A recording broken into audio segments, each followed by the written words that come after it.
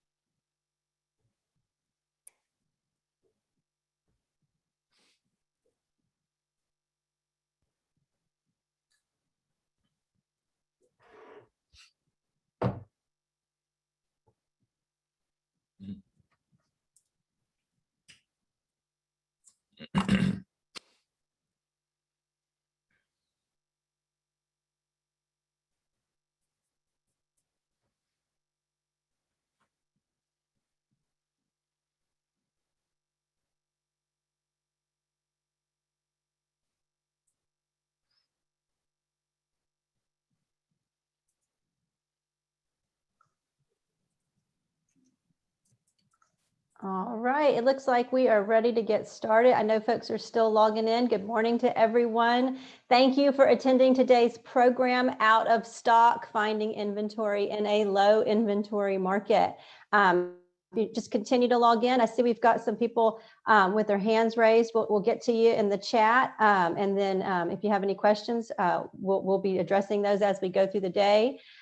Today's session will include a variety of topics, including who is at most risk in today's market, creating new ways to expand buyers' search criteria, setting up offers to win, and much, much more. So you're going to learn a lot today. This is not a continuing education approved course.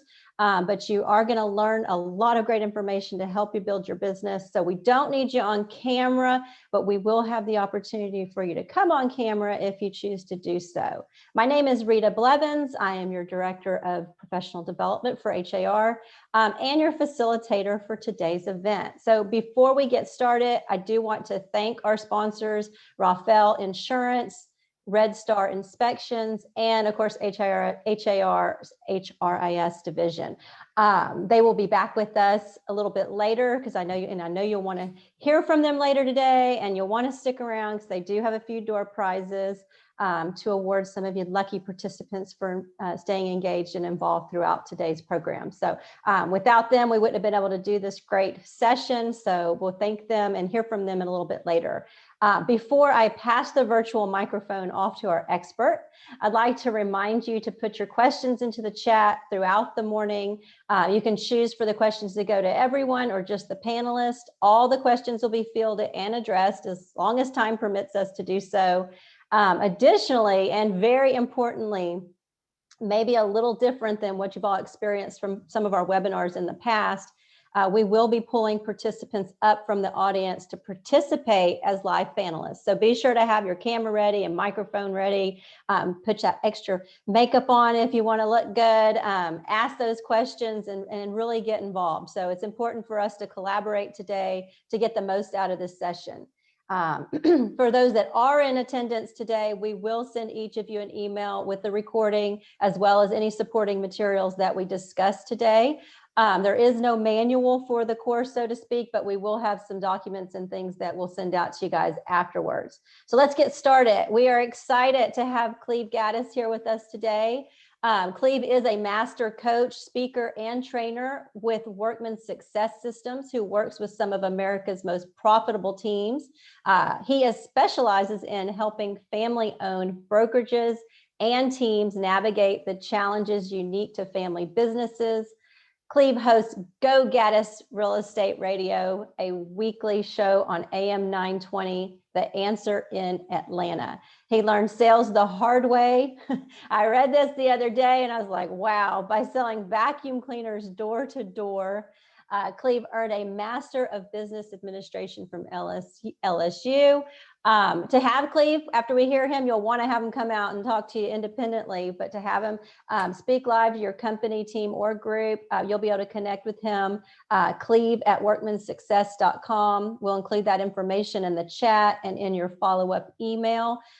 Just want to say, you know, Cleve is one of you. He is out in the trenches doing day-to-day business and he's doing it successfully. So we're super excited to have him here and have him share all his secrets. And he's not local, so maybe he'll give us some insights that that he wouldn't otherwise give folks, right? So anyway, thank you again for joining us. Please enjoy this program. If you have any questions, put them in the chat and get ready to learn some great insights. Thank you. Rita, thank you so much. I appreciate that warm introduction, and I am really excited to be here today. For those of you who are from Houston or native of Texas, you will recognize the similarities in our accents. Every time I travel throughout the country, I love a Texas accent because it sounds very similar to a Georgia accent. I'm actually in Northeast Atlanta today. It's where I live. I have 4 daughters. I've been in real estate for about 20 years. And when Rita says that I'm doing the same things you're doing on a daily basis, and that I'm being successful doing that, she took a little literary freedom there, because the reality is that I struggle just like everybody else does, because the market is very difficult today. I'm sure if you're on and you're listening, you're thinking, oh my God, he's preaching to the choir. I mean, the market is crazy. And so people who are out there working hard, working with buyer agents, they're making 8, 9, 10, 12, 20 offers before they can get a person under contract. And it is so very frustrating.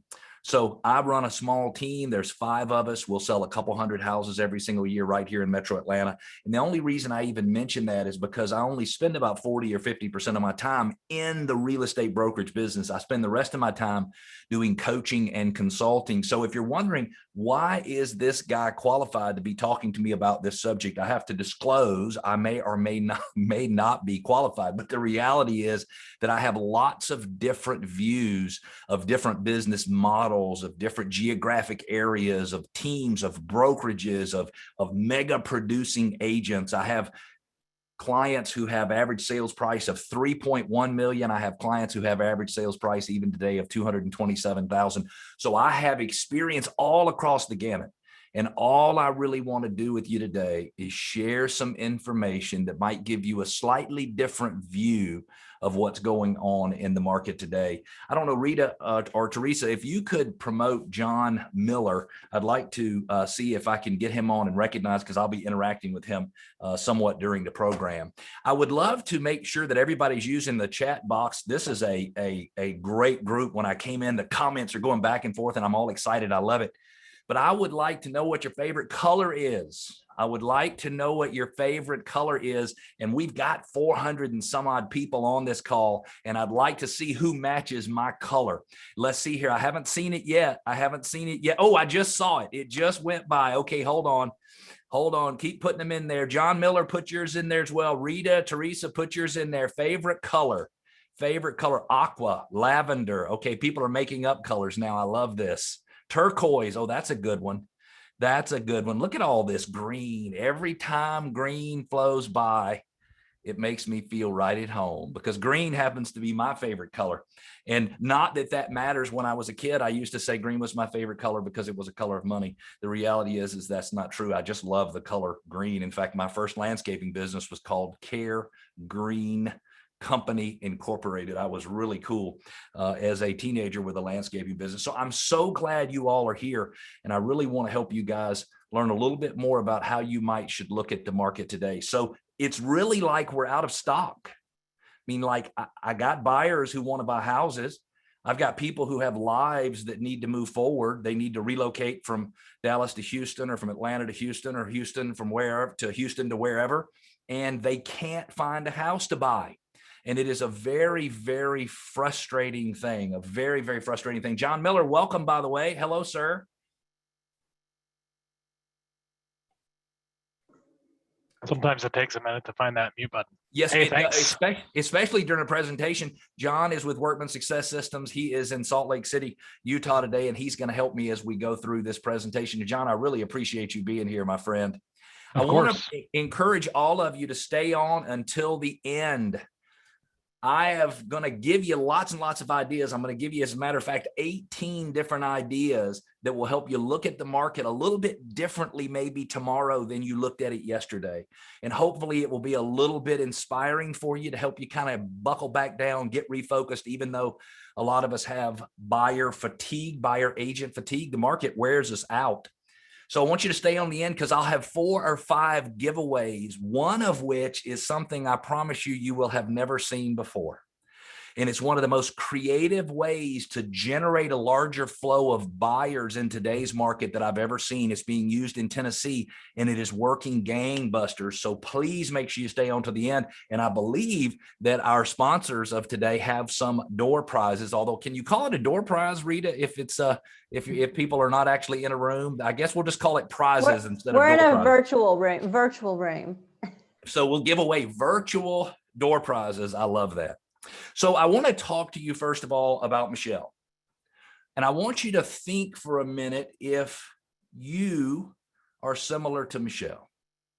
Michelle is a real estate agent. Michelle's in the Northeast US. Michelle's been licensed and practicing real estate for 4 years. She's made as much as $100,000 in a year, and she's made as little as $35,000 in a year.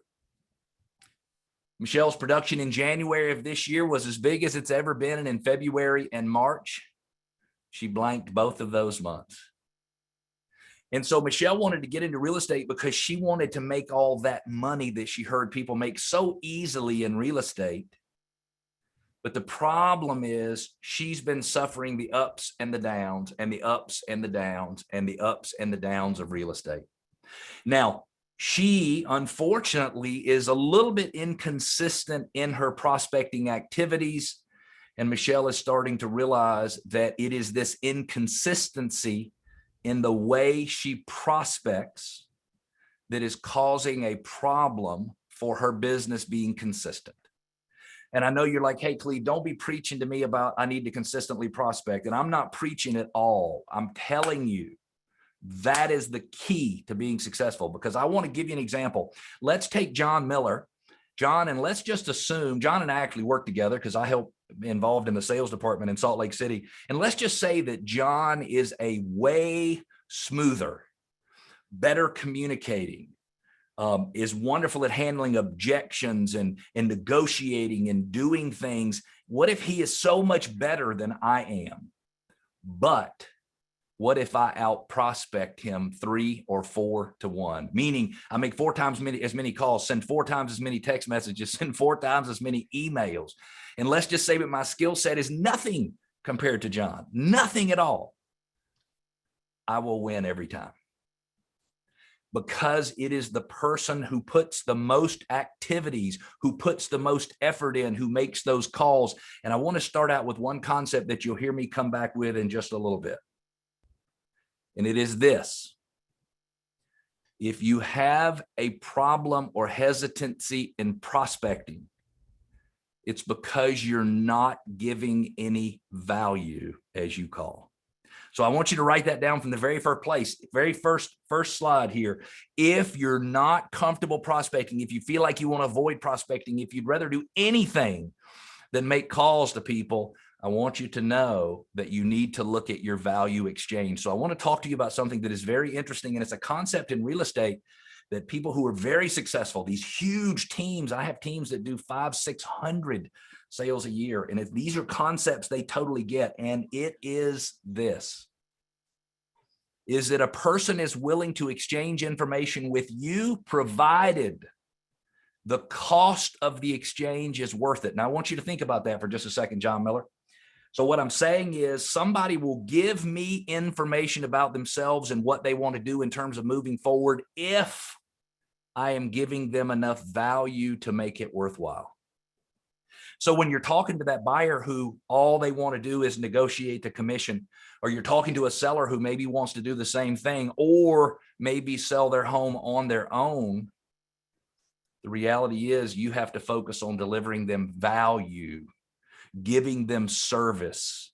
And so I want you to write down the 3 letters SRO. SRO.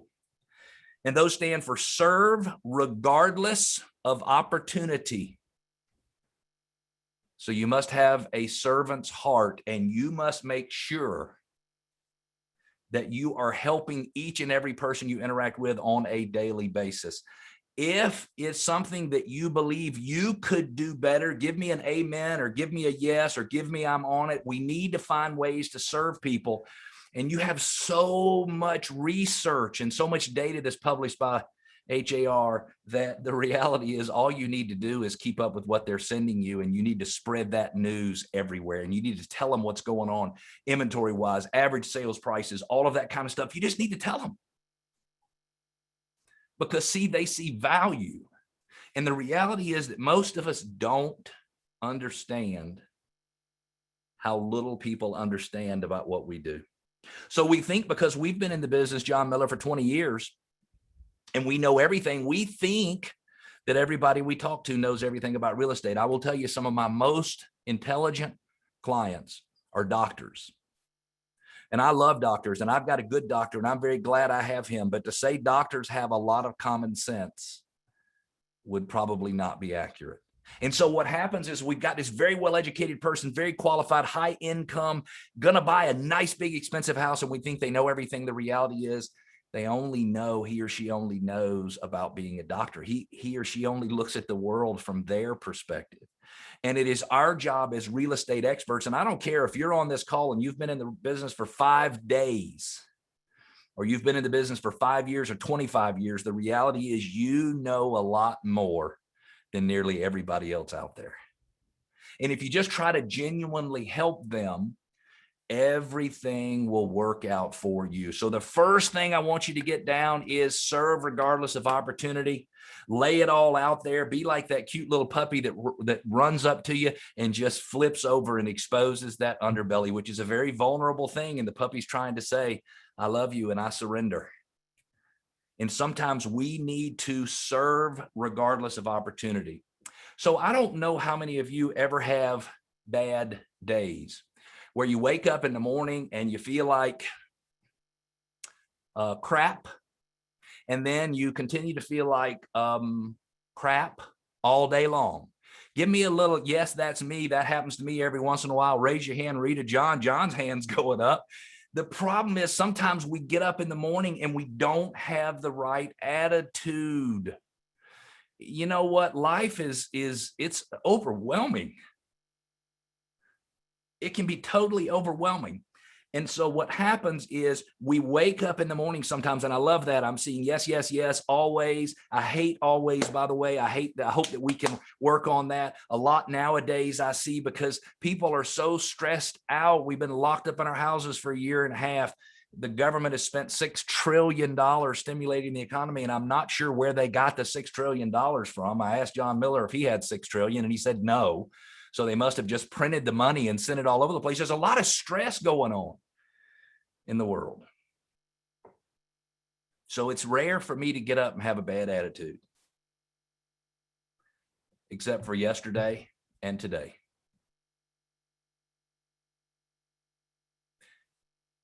So for those of you who know, and there probably are some, and you forgive me if I get emotional, but late last year and early this year, I actually went through a divorce. And it was not something that I had planned to happen. I'd been married to the same woman for 28 years. I had known her for 32 years. We have 4 beautiful kids. The reality is, just to come clean, is that I wasn't a very good husband. And I'm not saying I was a bad person. What I'm saying is I didn't always have the right attitude. And so for the last couple of days, I have these ups and these downs. And some days I feel great and some days I don't.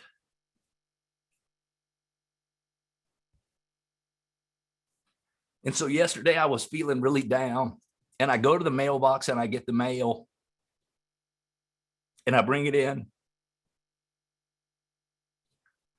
And all I really ever want to do is help people learn. I want to help them learn a little bit about a different way to look at the business, maybe a different way to perceive something.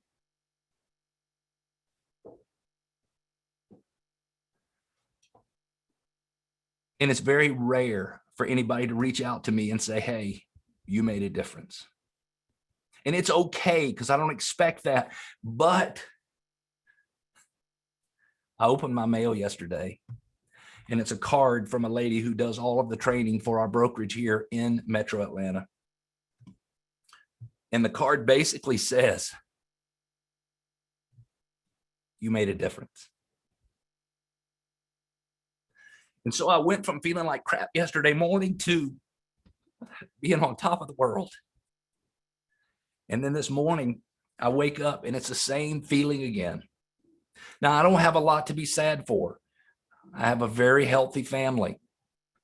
Even though I'm divorced, my ex-wife, she and I are still friends, and I still get to see her and spend time with her. All of my daughters are doing well. They're finishing up college. We've got all kinds of things going on. But I woke up this morning and I felt sad again.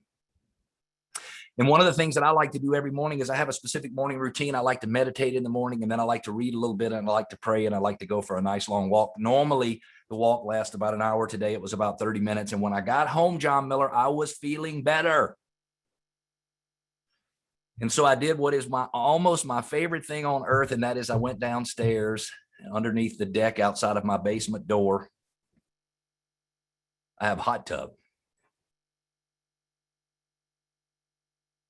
So I was going to get in the hot tub. I want you to picture me with my turquoise bathing suit on and my slightly overweight, flabby, very white body. And the phone rings as I'm getting in the hot tub, and it is a guy I've known for almost 30 years. He and I talk maybe once or twice a year. His name is Dave. He is from Iowa.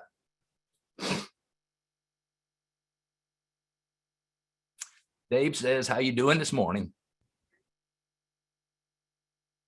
Dave was excited because he got into real estate, and in his second month in real estate, he closed $1 million worth of business. And $1 million in Davenport, Iowa is different than $1 million in most of these major metro areas.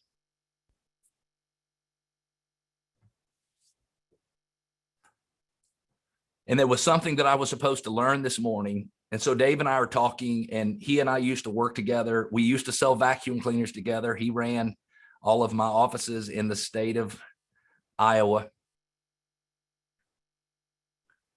And he told me 2 things this morning. And those things absolutely broke my heart. And I don't mean in a bad way. I mean in a good way. So he told me, number one, because he knows it's my birthday this month, June 16th, I'll be 53 years old. And he told me about his father and how many birthdays his father ignored when he was growing up.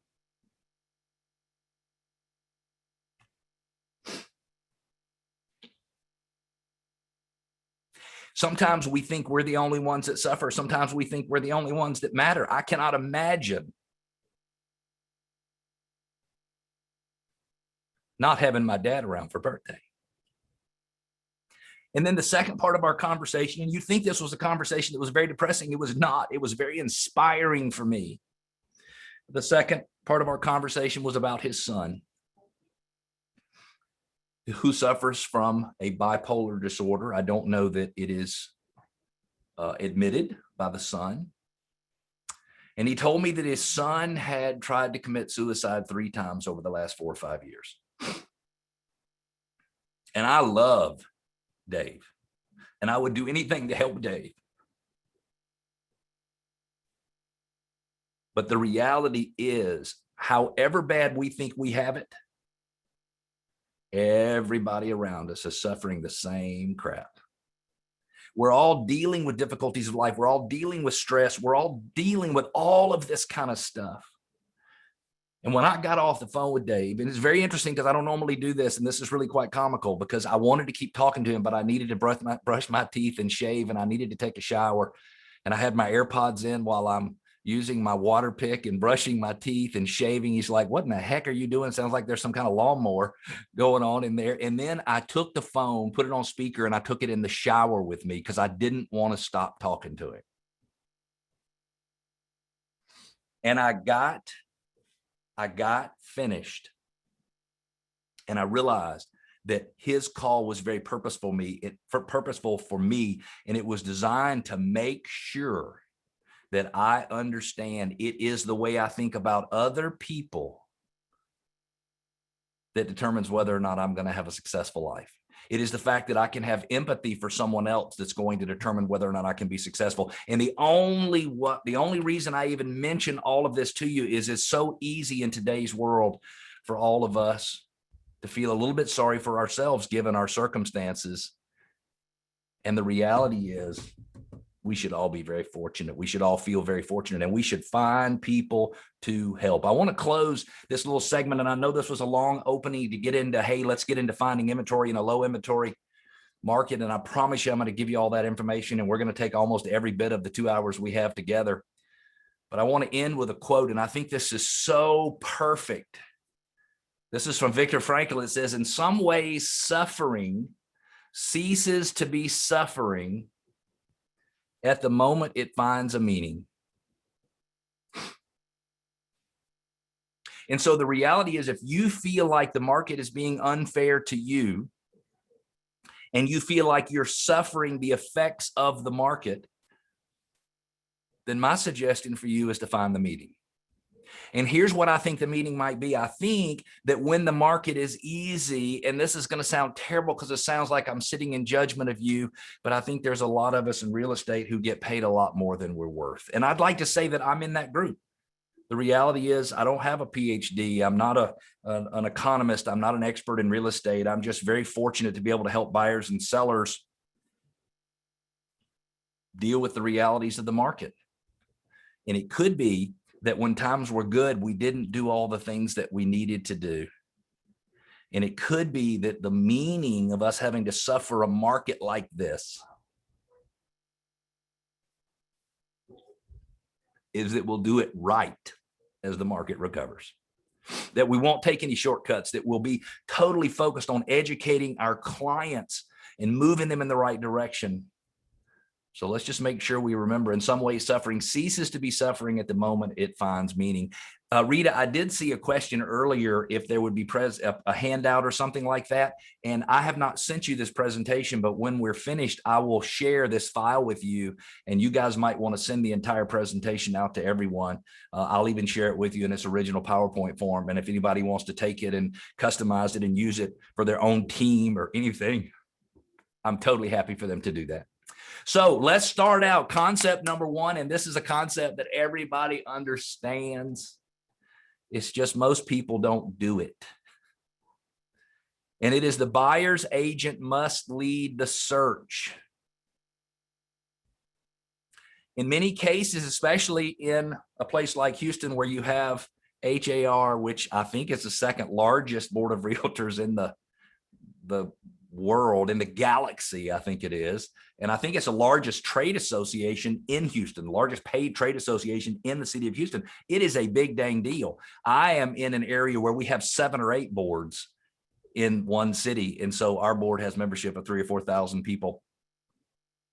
And so HAR has the ability to provide you with lots of benefits that you can't get in many other boards of realtors throughout the country. And so what we do is when somebody wants to buy a house, we set them up on an automated search, and we go into the listing service, or we go into our website, or however we do it in our area, and we set up the criteria that they're looking for, and we let the system drip the listings to them when something comes on the market that meets their criteria. First thing we got to do is we got to change the way that works. And I'm going to give you 2 words that I want you to remember to use, because if you follow up like this, using these 2 words or keeping these 2 words in mind, I'm telling you, it can change your world when it comes to a conversion standpoint. It can literally take a conversion where maybe you're converting 1 in 5 or 6 or 7 clients that you meet, and now you're converting 1 in 3 or 4, or maybe even 1 in 2. And the 2 words are these: specific, specific. And if you get a second, write those down, because the first concept is a buyer's agent must lead the search. How do you do that? You include yourself in the search results. So whatever listings that are being sent to your client are also being sent to you as well. And you find 1 specific listing, that's the first specific. And then 1 specific feature of that listing, and you communicate with your prospect about it. And so it goes something like this. John Miller, would you unmute for a second? Yes, sir. Hey, John, Cleve Gaddis calling from Gaddis Group right here in Metro Atlanta. Hey, I wanted to make sure you got those listings that I sent you this morning. Did you see them? Maybe. I haven't checked my email yet. Well, let me tell you something. There's one at 1234 First Street that I'm telling you is to die for. It has got an amazing red door, and it has got a play set in the backyard. I thought about both of your kids when I saw that play set. If you don't buy it, I might. I'd like My to set a daughter time was to just go. telling me we need that. I'd like to set a time to go show you the house. Are you available on Saturday morning? I am. So the reality is, John, is when somebody's having a conversation with you like that, they feel more connected. Somebody says, Trent says, I do this and it works like crazy. It is amazing once you start to lead the search. So when you send listings out, Trent, you need to make sure. Let's bring Trent up on stage. Can we do that? Trent Draper, D-R-A-P-E-R. Hope I'm pronouncing that correctly. Oh, Caroline says she does it. By Saturday, it will be gone. That's true. Kathy says it'll be gone on Saturday. Let's see if can we pull up Trent? I just did. Let's see. He might be muted and not participating. I figured since he was commenting that he might be there. That's all right. We can let Trent go back into hiding. We can ask him to unmute, and we'll see what he's doing. Well, let's do it. Trent, There he goes. Hello. Trent, Hello. How are you? Hey, how's it going? So tell me how. It's great, man. Thank you for coming on stage. And by the way, your video is amazing. Thank you. So, hey, listen, talk to me about focusing on specific features of a specific property and how it's helped you move forward. Claire says, make it personal. And she's totally getting the concept, because when I talk about what's important to John Miller, it becomes very personal to him. So Trent, talk to us a little bit about what you do.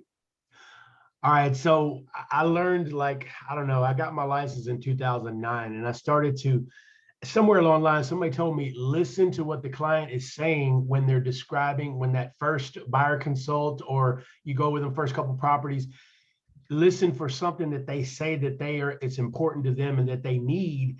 And so I've always set up the search where it sends them to me as well, because I want to see what they're getting, mainly to see that if I did the criteria correctly, right? If they're getting the right thing. So then when I see a property that looks good and it's the price is right and everything, I use that opportunity to say, hey, or I'll text them, hey, did you see, 1234 Main Street? It's got the huge backyard like you wanted, or whatever. And so that starts the conversation. Even if they get stagnant, they get, focus on other stuff, and they forget about their own home search. They forget, hey, the point is we're buying a house, and so it brings them back in really nicely. So. And it so makes them feel connected to you, because what they want is what they want, not what you want. And when you want what they want, they're like, hey, Trent is my man. I love this comment from Haiti. It said, and I hope I'm pronouncing that correctly, Hayde. What an amazing name. I send them to myself and I text it directly to my client. They feel like I'm on there 24/7 searching for them. That is brilliant. That is absolutely brilliant. And I know you're sitting there going, hey, Cleve, you're not telling me something I don't know. I know you know this. I'm just suggesting that a big percentage of us don't do this. And so I would say that if we know it and we don't behave that way, then we're simply aware of it. And all of the things I'm going to give you today, you've heard them before. You learn when you first got into real estate, these are things you need to do in order to keep moving the process forward. But the reality is we kind of get away from those because the business gets easy. Now, Trent, my question for you is this: in today's world, it's hard to find a home for the 3 buyers you do have. Why would you want to have 7 or 8 more buyer prospects when you can't find homes for the 3 you're trying to find homes for? That's a great dilemma. So it's a huge dilemma. Could we talk to that for just a second? Sure, yeah. So let's just say Trent has 3 buyers or he has 10 buyers. And let's say in today's market, you have to make huge earnest money payments and you have to waive financing and waive appraisal and waive everything. And what if a certain percentage of the buyers are not capable of doing that? Do you think, Trent, that you will have a better possibility of finding buyers who can do what they need to do to win in today's market if you have 10 buyers or if you have 3? I would say 10. And the reality is that is the truth. So in today's world, a lot of times people just get discouraged and they're like, I don't even want any more buyers. I can't find a buyers. But today is the easiest time to prospect for buyers. Because the reality is, Trent, is that every buyer out there who is actively trying to buy a house, they have been busted on the chin 4 or 5 times by this point. Right. And if you have a way, Trent, of helping them stand out in multiple offer situations, and you make sure that you give them the strategies they need to win, then they might very well be willing to work with you. Does that make sense? Absolutely. Trent, thank you so much for coming on. Concept number 1, buyers agents must lead the search.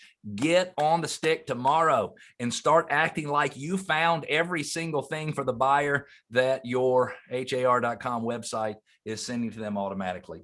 Now, this is another concept that is a little difficult to understand, but you must practice this. So when you're talking to buyer prospect, you must gather information from them about what they're looking for, and you must do it very specifically. Because Rita, if I'm gathering information on what you're looking for and I'm not asking you for lots of specifics, then I'm not connecting with you. I don't make you feel heard. I think Hayde says, make them feel heard. That's so important. The problem is I can't search specifically, not today. Not today. It looks like, Teresa, that John Miller was moved back to an attendee, and we need to, there he comes. Thank you. So you can gather information specifically, but you got to search very generally. And so here's the things you should be searching by. And there's only 2. You should be searching by geographic area, and you should be willing to expand the geographic footprint, and by price. That's it. Now, people saying, wait a minute, I can't show people 4-bedroom houses when they want 2, or I can't show them 3 when they want 5, or I can't show them a home that, has been flooded or hasn't been flooded. I don't even know all the different things. But the reality is there's a concept that's coming up in a couple of slides and a couple of points. And I want you to understand that you have to purposefully expand what your client is looking at, because there are areas in Houston that have better inventory, that have longer months of supply than other areas in your market. And the reality is you need to be able to help people be creative in finding homes. I want you to remember that sometimes buyers tell you things about the house they're looking for that turn out not to be true. And it's not because buyers are liars. When I first got into business, somebody said buyers are liars. And I'm like, they're not lying. I didn't like it if they were calling them liars. And they didn't really mean they were lying. What they meant was they don't know enough about what they're looking for in order to be able to clearly tell you what it is. I've only lived in 3 houses that were my primary residence in the last 30 years. I wanted a 3-car garage in the first one, the second one, and the third one. And I will allow you to guess how many of those homes have had a 3-car garage. Not one. So the reality is what I told them that I absolutely positively had to have when my wife at the time and my kids fell in love with the house. It didn't matter that I wanted a 3-car garage. So the reality is you need to gather information specifically, but you need to search very generally. And you can't just send John Miller, your new buyer prospect moving to town from Salt Lake City. You can't just send him tons and tons of listings that don't meet his criteria without explaining to him why. And so I want you to put that in your file cabinet, and in a couple of slides or a couple of points, we're going to bring that up again. So the second thing you need to remember is to gather information specifically, but search more generally. The third thing is consider different geographic areas. This is really sort of the same thing we talked about before. It happens all the time. Somebody comes to Atlanta and they say, I want to live in Johns Creek, Georgia, where we have a whopping 12 or 13 days worth of inventory. 12 or 13 days, which means in 2 weeks, every single one of the listings would be gone if no new listings flowed on the market. But the reality is in Lilburn, which is just right around the corner, there is 2.2 months worth of inventory. So about 9 weeks worth of inventory. So John Miller, if you're looking in an area where you have 2 weeks worth of inventory, or you're looking in an area where you have 9 weeks worth of inventory, which one do you think you'll be able to get a better deal on a house, or maybe even get a seller that will actually negotiate with you in good faith? 9 weeks for sure. And so those things are so very important. So consider different geographic areas. And I'm going to get you to the next slide, because I think this is really one of the more important slides that we will have. And this is what I want all of you to remember. And that is, you must know K-N-O-W what you're saying no, N-O to. And if you'll really embrace this concept, it will help you deal with your buyers who you feel like are stuck. And so the conversation goes like this: John Miller, hey, I'm going to take you and your wife out. We're going to look at houses this afternoon. I'm going to show you 3 houses. I want to tell you in advance that none of the 3 meet all of your criteria specifically, but I need you to know K-N-O-W what you're saying no, N-O to, so that when you see what is right for you, you can jump on it with absolute, total, full confidence. Fair enough? Fair enough. Will you humor me? Absolutely. And I want you to think about that. In most cases, buyers will, now you can't just waste their time. You can't go show them houses that are 2 hours away or things like that. You have to have some reasonable criteria. But the reality is there is nothing more powerful than having somebody K-N-O-W what they're saying no, N-O to.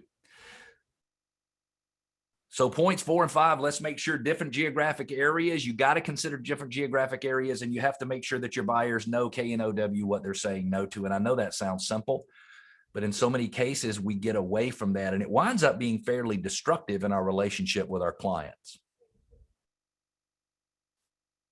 I want to give you a little inside view. Now, we use a platform called Workbench in our private coaching relationships with our clients throughout the country.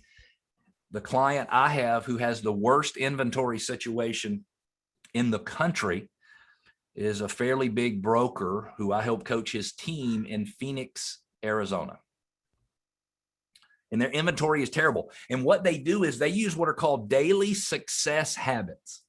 And every single day, if they make an outbound phone call or send a text message or an email or show 2 homes to 1 client or go to a closing or write an offer or anything, they get a certain number of points. And remember my story about Michelle, where Michelle was inconsistent with her prospecting activities, and therefore her results were inconsistent. Her income was inconsistent. So see, this is the way our clients solve this problem. I started coaching with Verl Workman myself back in 2011 after I had bought one of the larger independent or individual real estate offices in the state of Georgia. I bought it in 2006. I'll let you figure out, Rita, what happened in 2007, 8, and 9 as the market crashed around me. And so I hired Verl, and Verl was to help me get my business back on track. Back then, we probably did $400,000 or $500,000 a year in gross commission income, which the reality is it was as many kids as I had. I need to make $400,000 or $500,000 a year, not get $400,000 or $500,000 in total commission. So I needed some help. And so what Verl taught me to do was he taught me to focus on the activities that I'm doing on a daily basis. And I said, I just want you to look at this. These are team members who have DSH points of 4160, 3991, 3535, 2700. They go down from here, but look, they're tracking their activities on a daily and a weekly basis. So they know at the end of the week how to describe whether or not they were successful. They know for sure whether or not they were successful with those daily activities. Now let's see what this turns into, because those points have come from these different categories. Look, 3,300 calls, 5,053 emails and text messages, 312 handwritten notes, showing 2 homes to 1 client, 276. You've got tons of points, a total of 15,678 points. And if you want to know, if you're listening thinking, oh my gosh, I need this because some days I'm really on and some days I'm off, and some weeks I'm on and some weeks I'm off. If you need something to keep you more consistent, the daily success habits is what you need. And I want you to see what it looks like from a results standpoint. So 15,000 points gives you 44 listings closed year to date, 30 buyers closed year to date, total gross commission income of $1.14 million. I'll tell you, the entire year last year, they only did 1.4 million. So they're going to kill it this year. And they've done $43 million worth of volume. Rita, I have a comment from somebody asking for a copy of that Daily Success Habits. John, will you make sure and send a blank one to Rita? And then Rita, when you send out the presentation, send out a copy of that fillable PDF form so people can use it. And here's the deal. You're not going to like it. You're not going to like doing daily success habits. And the reason you're not going to like it is because last time I checked, none of us like to do anything that make us feel like we're less than. And so the daily success habits say you're going to get 61 points a day. And then when you get 30, you're like, well, at least I know how much less than I am. I'm half less than. Or you get 10 points and you're like, hey, today I'm 80% less than. And we'll make sure that everybody who attends today gets a copy of the daily success habit points. And what it does is this, is right now we describe our success by what happens from a closing standpoint that week. If we have no closings, we're not successful. The reality is the closings you have this week have nothing to do with this week. They have everything to do with the prospecting you were doing 90 days or 120 days or 150 days ago. So what we've got to do is we've got to start describing success differently. And I'm telling you, if you take some renewed and some newfound enthusiasm for helping buyers in today's market, and you combine that with a serve regardless of opportunity and a daily success habits program where you're trying to get 305 points per week, it will make you successful. I'm telling you, even if you're not the best prospector in the world, even if you're not the most smooth salesperson, you will be successful if you use daily success habits. 15,000 points in this particular case is, John Miller, do some math for me, please. Take 15,000 and divide it by 74. Sorry, my computer calculator's taking its time. No worries. So 15,000. 15,000 divided by 74. I want you guys to write this down. That's 202.70.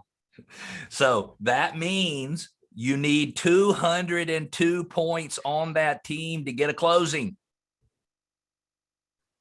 Now, in most cases, that number is up closer to 300, 279, 280, something like that.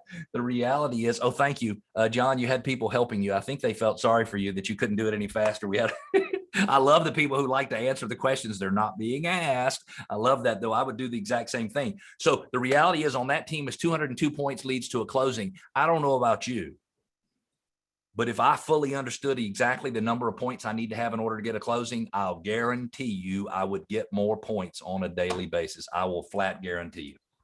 Let's jump back into the presentation, and hopefully you're finding this stuff useful. I really appreciate all the comments. It's very difficult for me to talk to you and to read the comments, but I read as many of them as I can as they flow up the screen. And so Rita, you and John, if you guys see something that needs to be answered, just unmute, interrupt me, and let's talk about it when we get there. I've probably missed a few.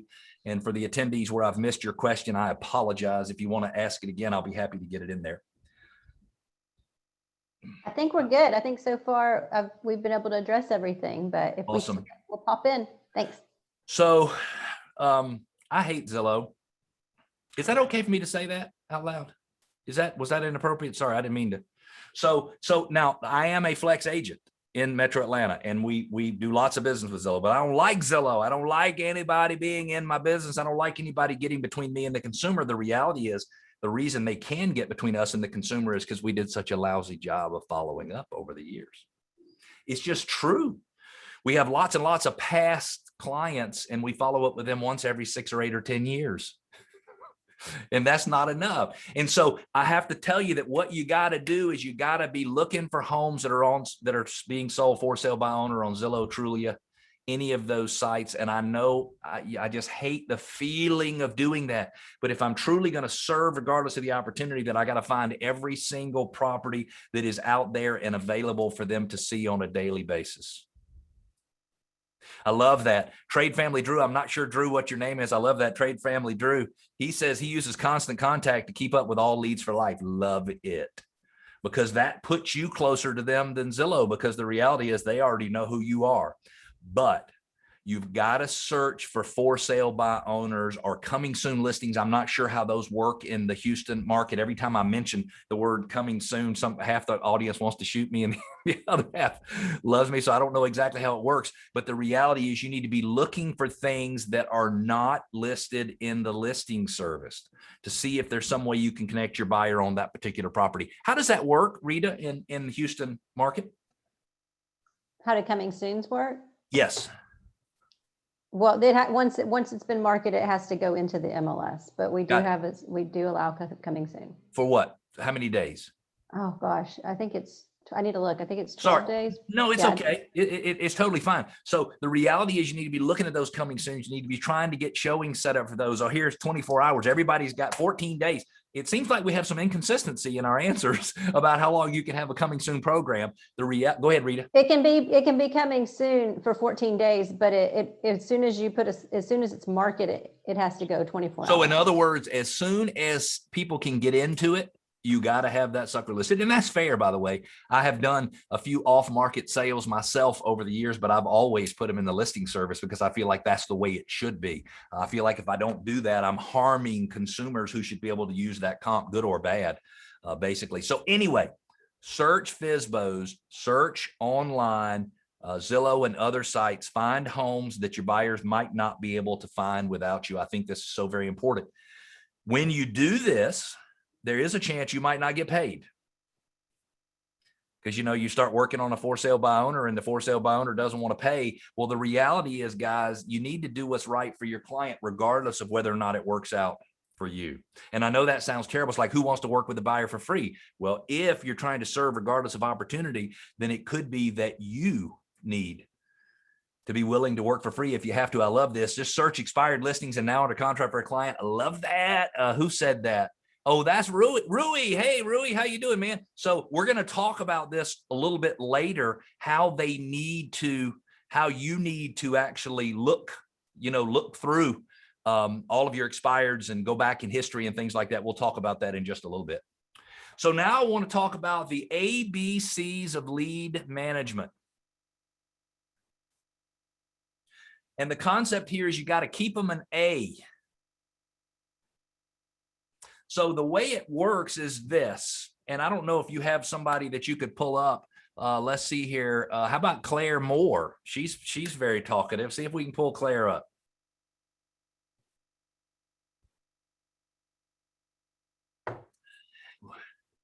Oh yeah, Rui's getting some shout outs. Rhonda Moore shouting out. Claire, can you unmute? Claire? Oh. Yes, I guess I'm busted. Hi, no, you're not busted at all. You were participating so much and I loved it. So I wanted to call you up. So let me ask you how long have you been in real estate, Claire? Since 2003.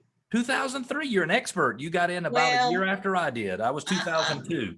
I've been off and on. Yeah, okay, understood. So you've been inconsistently consistent. Yes. So how do you categorize your prospects in your business? How do you categorize them?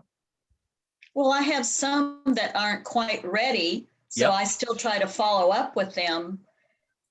as consistent as I can anyway. Okay. And I have some that I know they're ready within the next few months, and it's a matter of getting them in line. Perfect. Do you ever get confused as to who's where, and sometimes forget to follow up with people who are in one group and you thought they were in another group or something like that? Does that ever happen? Oh, no.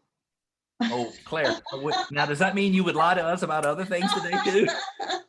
So Claire, Well, of course I do. Claire, write these down if you will, because I think these ways of categorizing prospects is phenomenal. It's outstanding. So we use 3 letters to categorize prospects. An A is someone who's ready to buy or sell immediately, and you always have an appointment with them. Okay. So Claire, if you have someone who's ready to buy or sell immediately and you do not have an appointment in your calendar, are they an A? No. That is correct. Man, girl, you are fast. I love that. Actually, you said that a little bit kind of boom, Cleve. The answer is no. Well, if you will remember that, it will help you move forward. And we're going to circle back to the A in just a few minutes, but I want to talk about the B's and the C's next. Okay. So the next one is a B, and that is someone who's ready to buy or sell in the next 90 days. And you follow up with them twice a month during the weeks of the 1st and the 15th. Okay. And with a B prospect, now listen to this, this is magic. You do specific follow-up. With an A prospect, you do specific. Remember, Claire, what the specific stood for? That's doing a general search, geography. Yeah. So yes, that's true. Price. That's true. Yes, ma'am. But And then, you want to find one specific property and call out one specific feature. right. And then I call them and tell them I'm going to buy it if they don't. That's exactly right. Or you can tell them whatever might make them more interested in going out and taking a look at it. So a B is a prospect who's ready to buy or sell in the next 90 days, and you follow up with them twice a month during the weeks of the 1st and the 15th, and it is specific follow-up. So anytime somebody wants to buy a home in the next 90 days, you can follow up with them about specific properties in specific areas. Okay. That's good. The next thing you have is a C. This is somebody who's ready to buy or sell in longer than 90 days. Now, Claire, I don't know how your math skills are, but we're going to test them here, okay? Uh-oh. Is 12 years longer than or shorter than 90 days? Oh, most definitely. Most definitely longer than or shorter than. I'm not going to let you get by without answering. 90 days is shorter than 12 months, 12 years. 12 years is longer than 90 days, which means somebody who's in your database, Claire, who's going to buy or sell in 12 years, which the average in a lot of major metro areas now, between times when people buy a house and sell a house, is getting up to like 10 or 11 years in some cases. So if they're going to buy or sell in 12 years, they're a C. And everybody who is a C, you're supposed to follow up with once a month. That doesn't necessarily mean a phone call. It could mean, like Trent was talking about, that constant contact email, some way of keeping in contact with everybody, but a C must be followed up with every 30 days. Now, here's the problem. You can't, I love that Gary Lee says he calls it the 7-year itch, but I think it is longer than 7. I was talking to somebody, who's in the Raleigh-Durham market, and the average period of time people spend in a home there is 3 or 4 years. I'm like, oh my gosh, I'm selling my house in Atlanta and moving up there. Because can you imagine the turnover in a market like that? I love that. But Gary, that's a great way to look at it. People get that 7-year itch. So a C, you cannot follow up using the specific criteria. You can't do that, because if they're looking to buy or sell in 10 years, Claire, and you start trying to talk to them about a listing, they're going to think you've lost your mind. Right. Lost your everlasting mind. So we've got to substitute something in there, because when you call people, you got to have a reason to call them. Right. Other than holidays and birthdays. Well, holidays and birthdays are fine, but that's only going to give you 2 or 3 months a year. Right. So the rest of them, give them general market information. I love that. Trent says, oh no, excuse me. Stacy says the Woodlands is 3 to 5 years. Very transient area up there. So you get a lot more turnover. It's a great place to prospect. Those C's, every 30 days, you got to follow up with them, and you got to give them general market information. So let's talk, Claire, before you and thank you so much, by the way, for letting me do this with you. You've got such a fantastic outgoing personality. I'm so glad you were joining me up here. I'm going to call it on stage, even though we're not on stage. Well, thank you. Good. So my question for you is this, is if somebody is a C and you got to follow up and give them general market information, let's come up with 3 subjects that you might be able to discuss if you called someone. Well, maybe whatever's going on at that time of the month. So talk to me, give me some specifics. Let's dig into something specific. Well, we just had a holiday, Memorial. Okay. So pretty much see how it went for them. Okay, so we're going to do a holiday. All right. Let's talk about general market information, something that is related to the real estate market. Oh, everything's hot right now. So what does that mean? I don't know what hot means. They're going fast, multiple offers. Yeah, but I don't know what that means. You say they're going fast. How fast? So let me give you an example. So let's say your average months of inventory. So look here, I've got interest rates, days listed, the fact that it's a seller's market, how much appreciation on home values. Homes in Atlanta, Georgia in April of this year sold for 24% more than April of last year. And I don't remember, Rita, you shared some numbers with me, and I don't remember what the number is, but see, that's fascinating. So if I know, listen to this, Claire, that the average sales price today is 417 and it was 350, then I know the average consumer, the average person who owns a home in Metro Atlanta has increased their equity in their home $67,000 in the last 12 months. Now, see, that is a valuable conversation. I love that.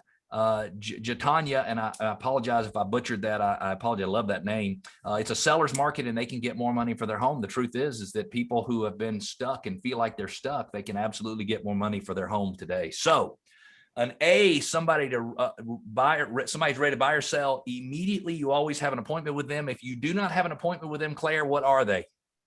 They're a B. They're a B. That's exactly right. And a B is someone who's ready to buy or sell in the next 90 days. You follow up with them twice a month, and your conversations with them, Claire, are specific and specific. That's exactly right.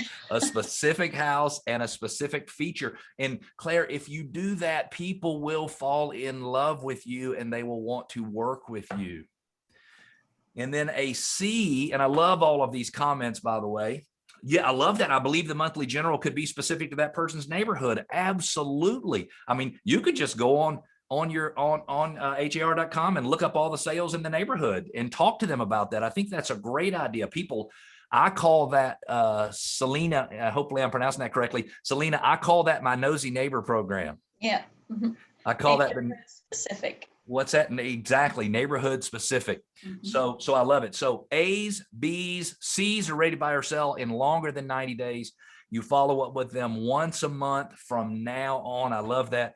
Selena says, yep, nosy neighbor. I guess maybe she's going to be changing the name of her program to the nosy neighbor program. I love it. I tried to get nosyneighbor.com as a web URL, but I couldn't get it.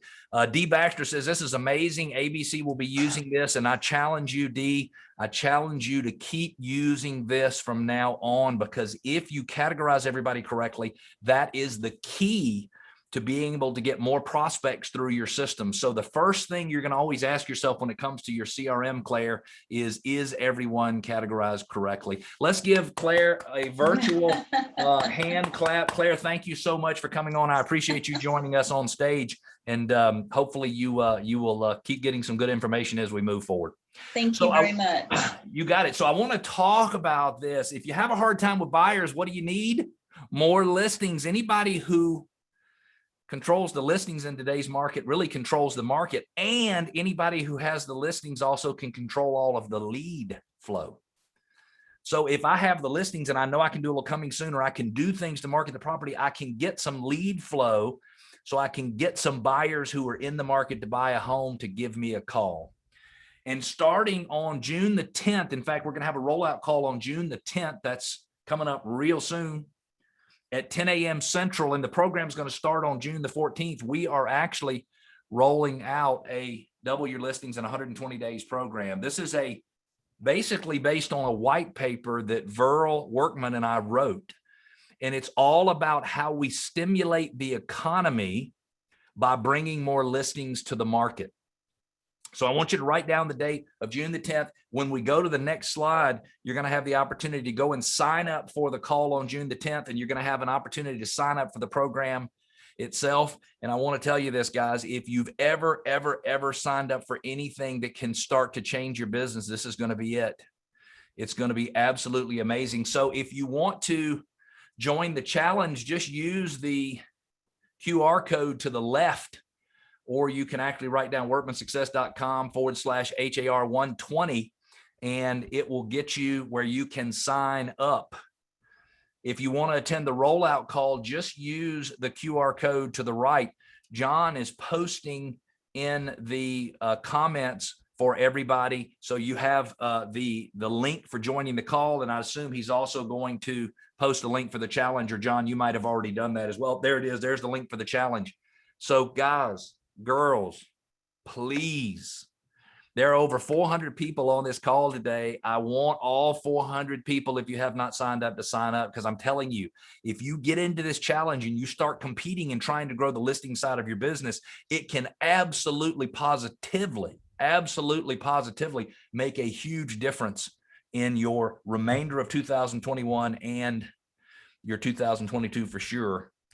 Be Home Computer, I'm not sure who that is. I'll just call you B. Is asking for any recommendations on CRMs. It really depends on what you're looking for. A lot of my clients use Boomtown, Sync. I have some who use Chime. I have some who use Ylopo.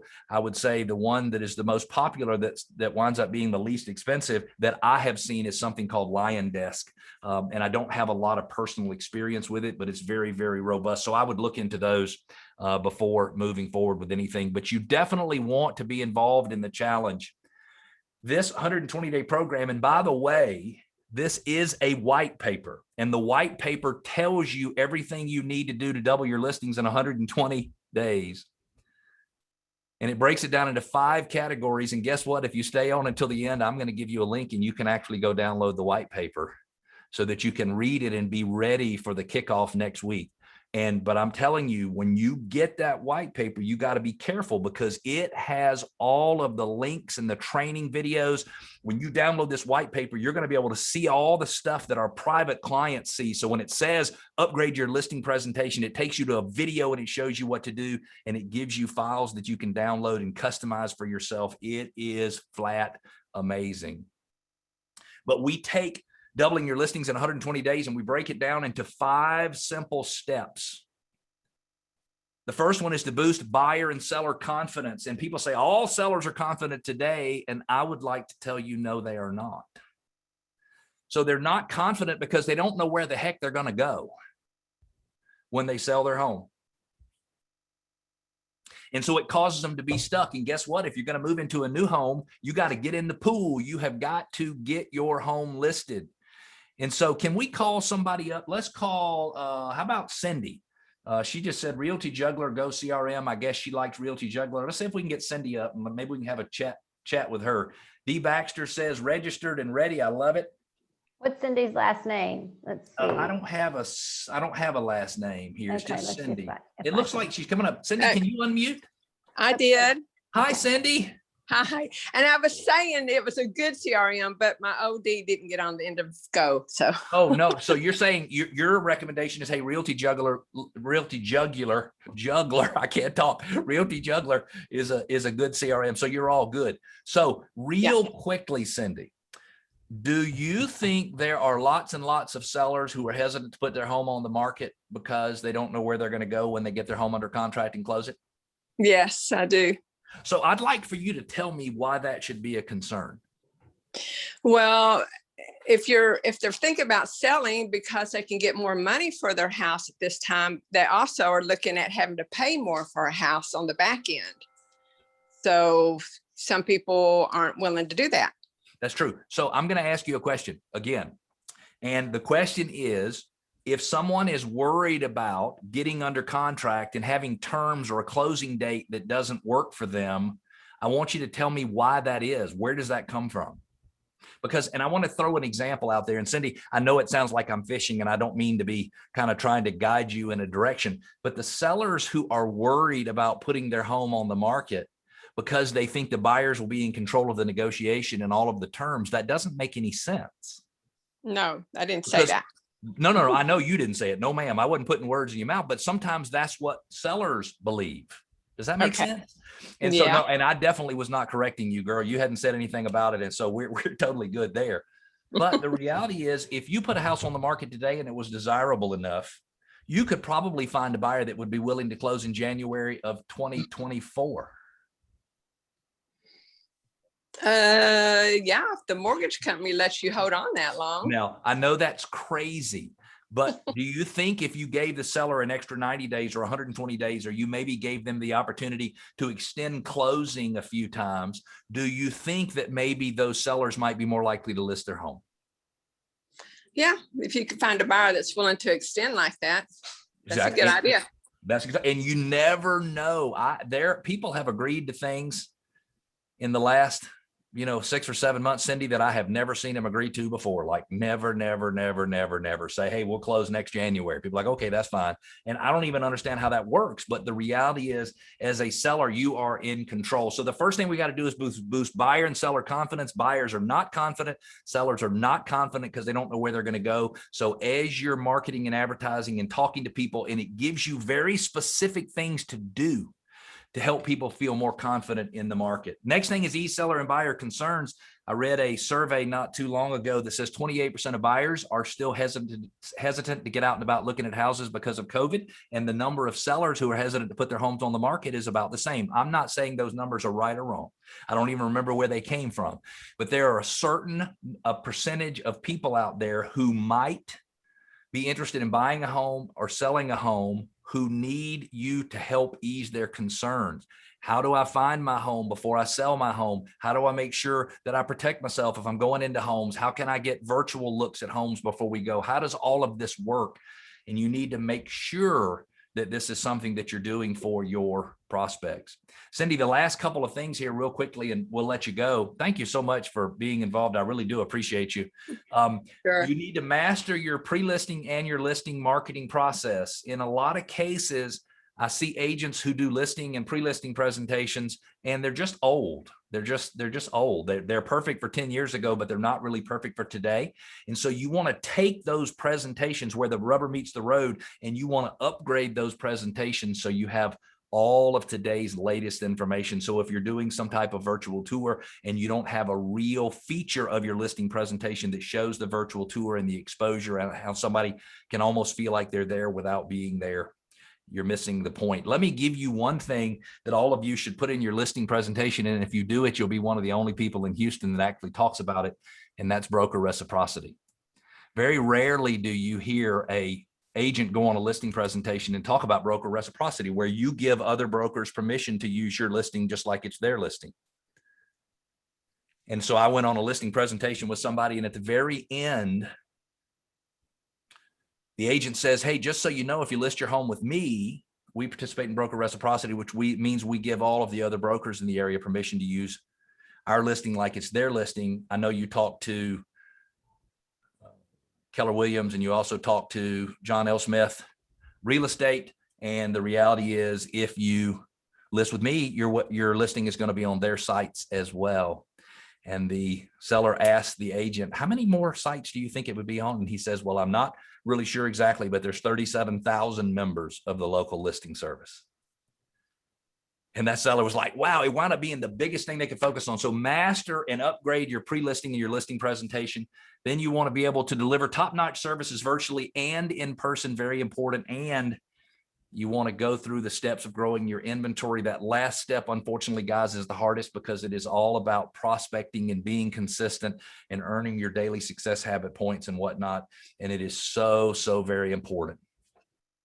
So I want to get back into the meat of the presentation that is about what you need to be doing in order to find inventory in a low inventory market. And I don't want anybody to answer this out loud. And Teresa, we can let Cindy go now. Cindy, thank you so much. Let's give Cindy a virtual applause. I appreciate you being involved, Cindy. And sorry for making you think I was questioning you when I was not. I apologize.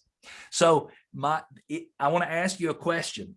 When is the last time you previewed a property without a buyer? And put your comments in. When was the last time you went out and previewed property without a buyer? Yesterday, last week, April, last month, this weekend. I love it. Forever ago. Uh-oh, there's a forever ago. We got to work on that one. Doing it again today. I love it. 3 weeks ago. Ugh, not recently. So guys, everybody needs to focus on this. If you want to, somebody says never. And by the way, I'm not faulting anybody for whatever their answer is. The reality is, if you want to help people find properties to move forward on quickly, you have got to get your tail in the field, and you've got to make sure that you're looking at some of these properties without the buyers. Because if you're not out looking at properties without buyers, I think there is a very good chance.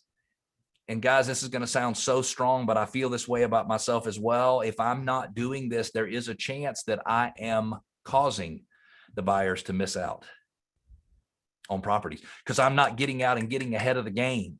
The reality is buyers can make offers sight unseen, but the reality is a good listing agent is going to want to know whether or not the buyer was in the home by looking to see if you actually went in the lockbox, and you definitely want that answer to be yes. Because a lot of times people don't want to put their home under contracts with people who haven't even seen it. Sometimes it can cause some complications as you move through the process. So I love that. So Jamie says, if you know what they want, you will know it's for them. And Jamie, after you go out and can we pull Jamie up? Jamie, Jamee Rodriguez.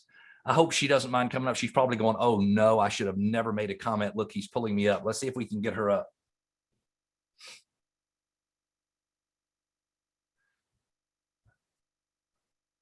Uh-oh. Haiti says, hey to Jamie. I think we're still working on Jamie. Let me keep talking about this and we'll get you pulled up. It is so important to get out and take a look at properties without buyers. It's also very important, and you'll see we'll cover this in a couple of topics from now, but it's very important for you to set up a process where you can make offers for buyers as quickly as possible. Jamie, can you unmute? Jamie? Oh, there I am. Hi, Jamie. Hi. How are you? Hello from Good. How Atlanta about today. Yes, I'm in Katy, Texas. Awesome. I know exactly where Katy is. I've been there a couple of times myself. Well, thank you so much for being on today, and I hope you're getting some good information. Have you gotten a few pointers that might help you in business, Jamie? Oh my gosh, I am getting so much good information. It's unbelievable. Oh, man. I've been so overwhelmed lately. It's crazy, isn't it? It's like sometimes in the morning we want to get out of the bed and crawl under it. I really do. So Except right after this, I am actually going to lift weights. So I'm in my workout clothes. So girl, we're going to get I don't know what the hormones are that get released when you're working out, but we got to get those hormones going and make you feel better. I love that. I'm not sure how that works. Endorphins. Endorphins. I love that. So Jamie, tell me why you love going out and previewing properties without your buyers.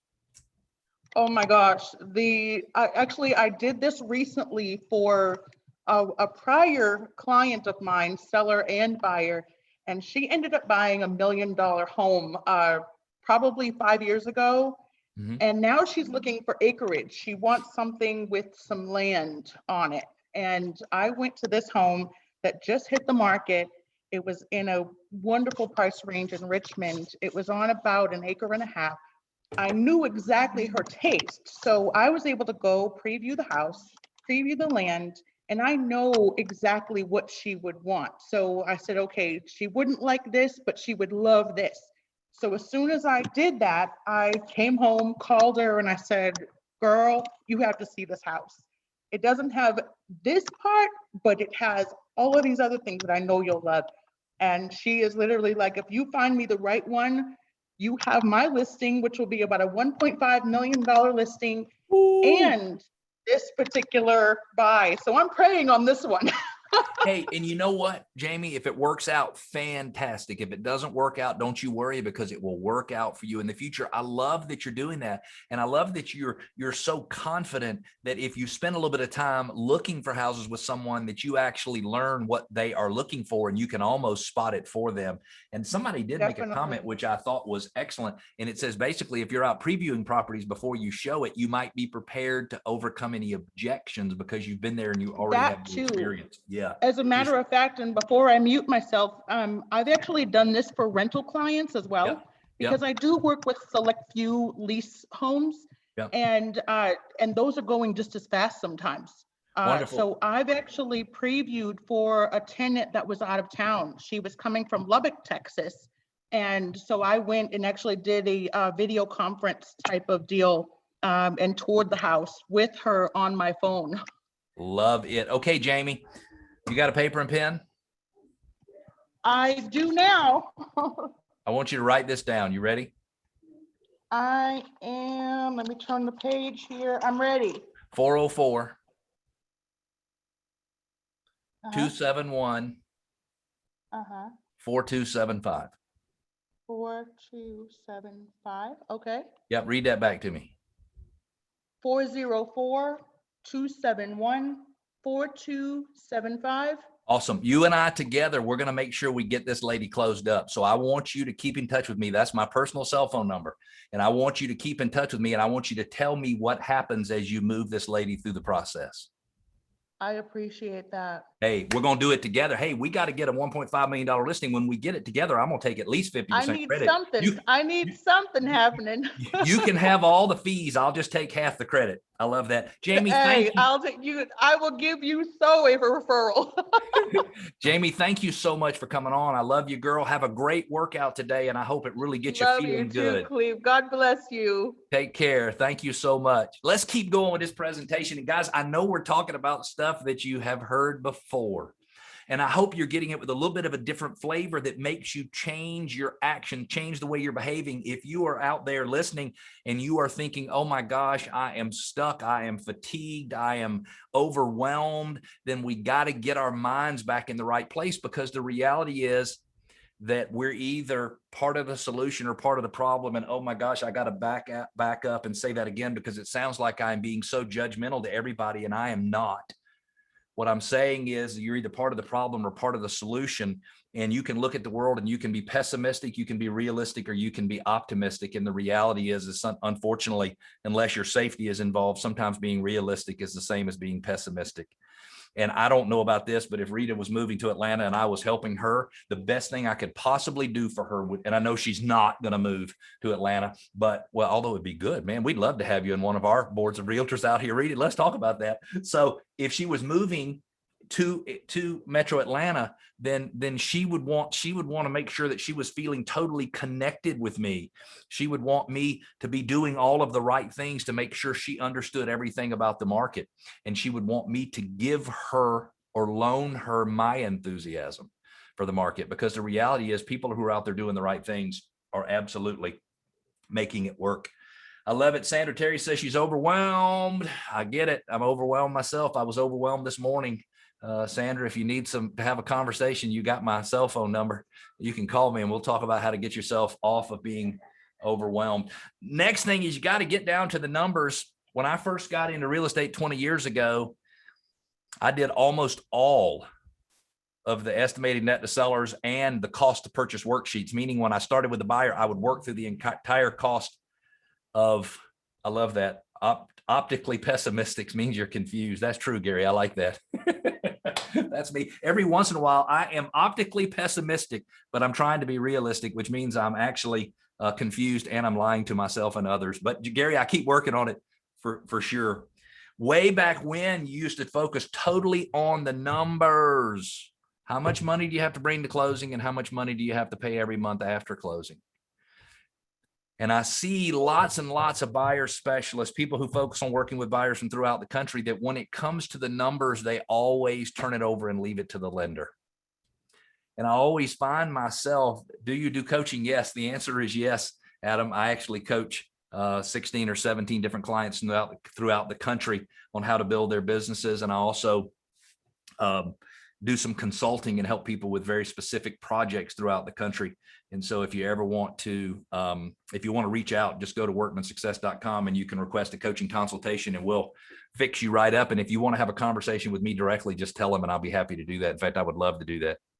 So let's get back to the subject, and you got to understand the budget. Everything boils down to the amount of money you got to bring to closing and the amount of money you got to pay every month after closing. And I love it. And I'm so sorry. I'm going to butcher it. Anitie. I know that's a beautiful name. If I knew how to pronounce it, and I apologize. It says, I love to align with my lenders to educate clients. That is amazing. The reality is, though, is you need to be able to get enough information from your lender up front so that you can give somebody the differences in the payments as you move forward. So if somebody offers $350,000, they need to know, here's how much you'll bring to closing and here's how much you'll pay every month. If the seller counters at 370, they need to know, here's how much I'll have to bring to closing and here's how much I need to pay every month. Because the reality is, if I leave John Miller and his wife, John is very, very smart. He's one of the smartest, most enthusiastic people I have ever met. But if I leave him to make logical decisions in negotiating, it ain't gonna work. Because he and his wife never negotiated. When the seller comes back with a counter, they've gotten all the wind let out of their sails. Their bubble, their balloon has been burst. Their feelings are hurt. But if I say, and I love it, Claire says this is all part of negotiation. And the reality is, it sounds like I'm preaching to the choir and everybody should know this, but most of us don't really do what we need to do from a negotiating standpoint. And I'm not judging all of you guys because I do this myself. I use an app called Palm Agent One. Who says that? Archie says that. Palm Agent One, send to buyers to give them an idea of cost. I love that. Archie, I think that is amazing, but you got to be able to take it down to the amount they'll have to pay at closing and the amount they'll pay every single month after closing. Very, very important. Because John, when you realize that the $20,000 difference is an $80 a month difference in your payment. And I'm just rounding numbers. So don't check my math and correct me because I'm probably off by a few dollars. But then the decision is, can I bring an extra $4,000 to closing and can I afford an extra $80 a month? And if this is a house that your lovely wife happens to want, I'm not sure how you're going to justify not spending the $80 a month. Does that make sense? Listen, we bought a car over the weekend and it was the same conversation. So it was yes, ma'am. Exactly. So made it happen.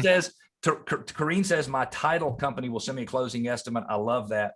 $10,000 is about $80. It's actually, for a 30-year fixed, it's a little closer to about $450 per thousand. So your numbers are off just a little bit. And if you want to do it, just take an amortization calculator and put in $1,000 and figure out what the monthly payment is.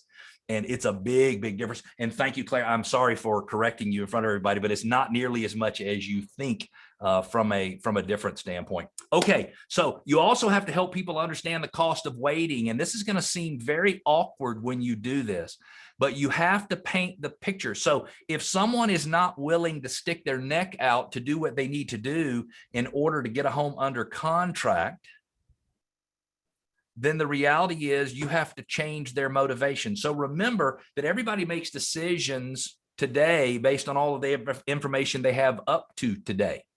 So John Miller, if I want to change the decision that you and your wife make, then I need to give you different information.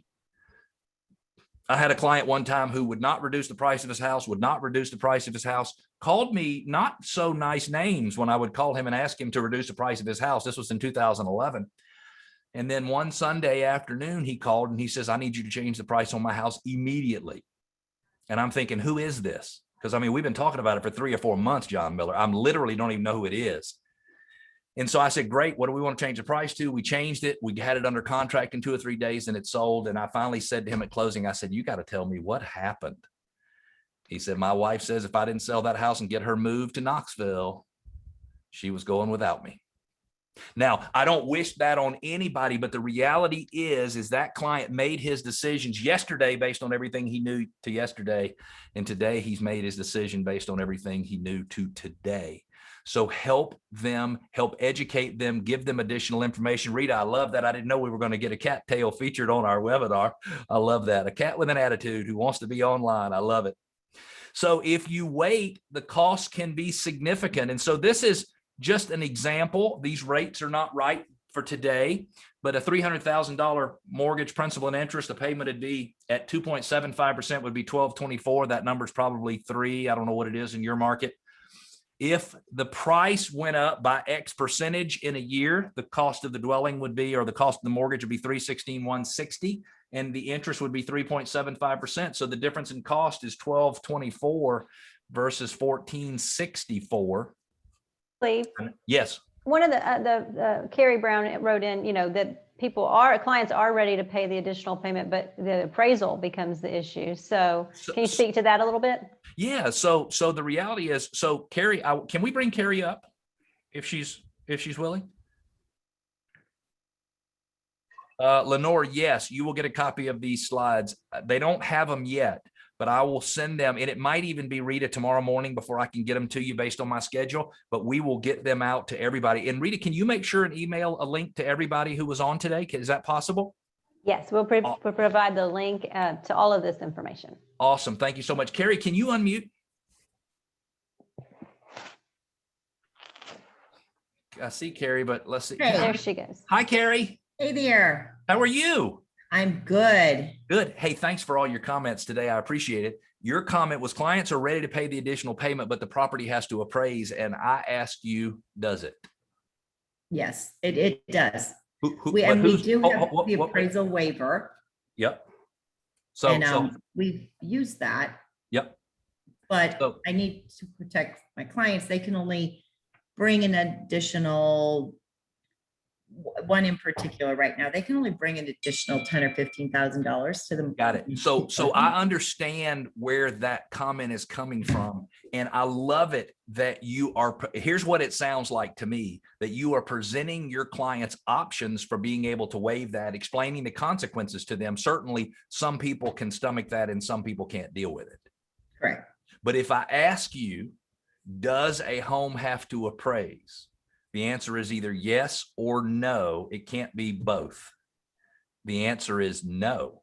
Now, I'm not telling you that you want to put a bunch of buyers under contract with no appraisal contingencies. What I'm saying is, let's say, for example, I moved to your area, Carrie, and I said, I want to buy a home and I want you to tell me what I need to do to get it. If you didn't tell me that I could waive financing contingency and appraisal contingency and then I could pay, increased option money or whatever it is that made me stood out, I would be kind of upset with you if I wasn't able to find a house. Yep. Because I might be willing to pay the $25,000 difference or something like that. Tell me what you're thinking after my comments. Are you thinking I'm crazy or does it kind of make sense? No, I'm dealing with this actually in two situations. One in particular, they are well educated on what we need to do, but I know what we're up against. And I've just had several sellers, and the thing that got the deal, the 10 offers that we had for my sellers, was strictly the appraisal waiver, because they went in so much above our price. Our price was already sort of high. They went in above that. Neither house appraised. And the reason we went with these people is because I knew up front they had the full appraisal waiver and they were going to be locked in, and they've got the cash and they've hopefully been educated or not. But we had a contract that says no matter where it appraises, we're good, and these people are going to stick with us. So now with this particular buyer, we just had a $400,000 house. We went in 30,000 over list. Yep. We didn't get it. I am trying to get, the agent is not calling me back, but what was it? Was it the cash? Was it the appraisal? Did somebody else? We only did an appraisal waiver that would allow $10,000, because I don't want to hurt my buyers and have an open waiver that they could potentially be committed to bring more to the table. So that's what we're up. Like, I know the tools, but yep. Well, and so Carrie, I applaud you for doing such a good job of educating your clients, and I can tell you really, really care about these clients, and you're trying to make sure they don't make mistakes. My only point to everybody, and I saw people say, well, they're using down payment assistance, they can't come up with extra money. Absolutely, absolutely. What I'm saying is, it is the buyer's decision on what they do and what they don't do, not yours. Your job is to educate them. And honestly, Carrie, if you didn't tell me all the options I had, including waiving the appraisal and having to pay the difference myself, I would be a little bit upset with you in the end if I was moving there. So I love it that you want to protect your clients, but in a lot of cases, we take that desire to protect our client and it causes us to give them advice in today's market that winds up hindering them buying a house. Does that make sense? Somebody's asking, Paulette says, FHA and VA and appraisal waivers, are they allowed? I think the answer is I think yes. they are not. I don't think they are. Yeah. So, but a buyer, the amendatory language says that the seller cannot make a buyer close on a property. Yeah, if it our, fails to our appraise. waiver actually says it is only for conventional loans. Got it. Understood. Perfect. And it works differently everywhere. We have Right, seen right. many FHA buyers in Metro Atlanta who have agreed to pay. Well, and you know what I do? I just had a listing and they did agree outside of the table, and I just had to take their word for it because there was no documentation that we could do because our waiver was not allowed. Yep. I talked with the lender and the lender said, no, they're good. And I talked to her quite a bit to make sure that these people, but I told my client, my seller, we just have to take their word for it that they're going to pay the difference. They did, it worked out, but there is nothing in writing for FHA or VA. Yep. Understood. Yeah, so it's just hard. I mean, this is what we're up against. No. Hey, Carrie, girl, I feel for you. It is, it's the same way everywhere. We're all dealing with the same stuff, and it's so frustrating. Carrie, thank you so much for letting me pull you up, and thanks you for being such a great, Well, sure. I know I'm looking for like some magical answer, and I know there isn't one. I wish there was magical, but see, you have the answers. You need to tell more people all the things you know to help them do to win in multiple offer situations, and you need more buyers to work with, not less. Because when you get more buyers, Carrie, you're going to have more qualified buyers. That's just the way. Yeah. Well, and quite honestly, this sounds bad, but I just want my buyers to get their things. That will come eventually. Like, I really want to gain more from this to help my buyers more than help myself. Girl, it sounds like you got SRO attitude all the way to the core. Serve regardless of opportunity. Thank you, Teresa. You can let Carrie go back into the attendee group. Carrie, thank you so much. We really appreciate you. Give Carrie a nice round of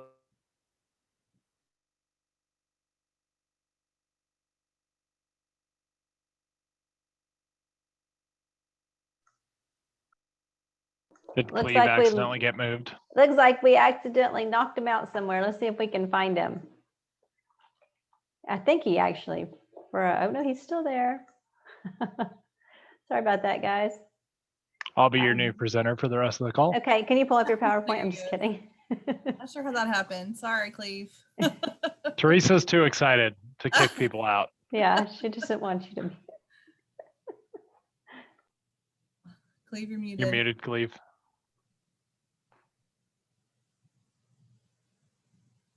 Sorry about that, guys. I was trying to figure out what was going on. I'm like, wait a minute, why'd they shut me out of here? I think they still need me at least for the next 15 or 20 minutes. So make sure people know the cost of waiting. In this particular case, if they waited a year, it might cost them $87,000. And that is a big, big deal. Somebody brought this up earlier, and I'm going to cover these next few subjects a little bit faster. They're a little more simple than some of the ones we've talked about, but you got to search for places where sellers might be more motivated.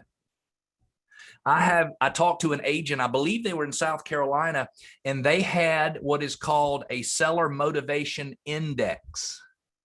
And so they say, hey, if you work with me, you can participate in our seller motivation index. And all this agent did is they sent their clients on a daily basis by geographic area listings that had been on the market longer than X number of days. In their market, it was 27, because that was the average number of days on the market in that area. And they sent them all price adjustments.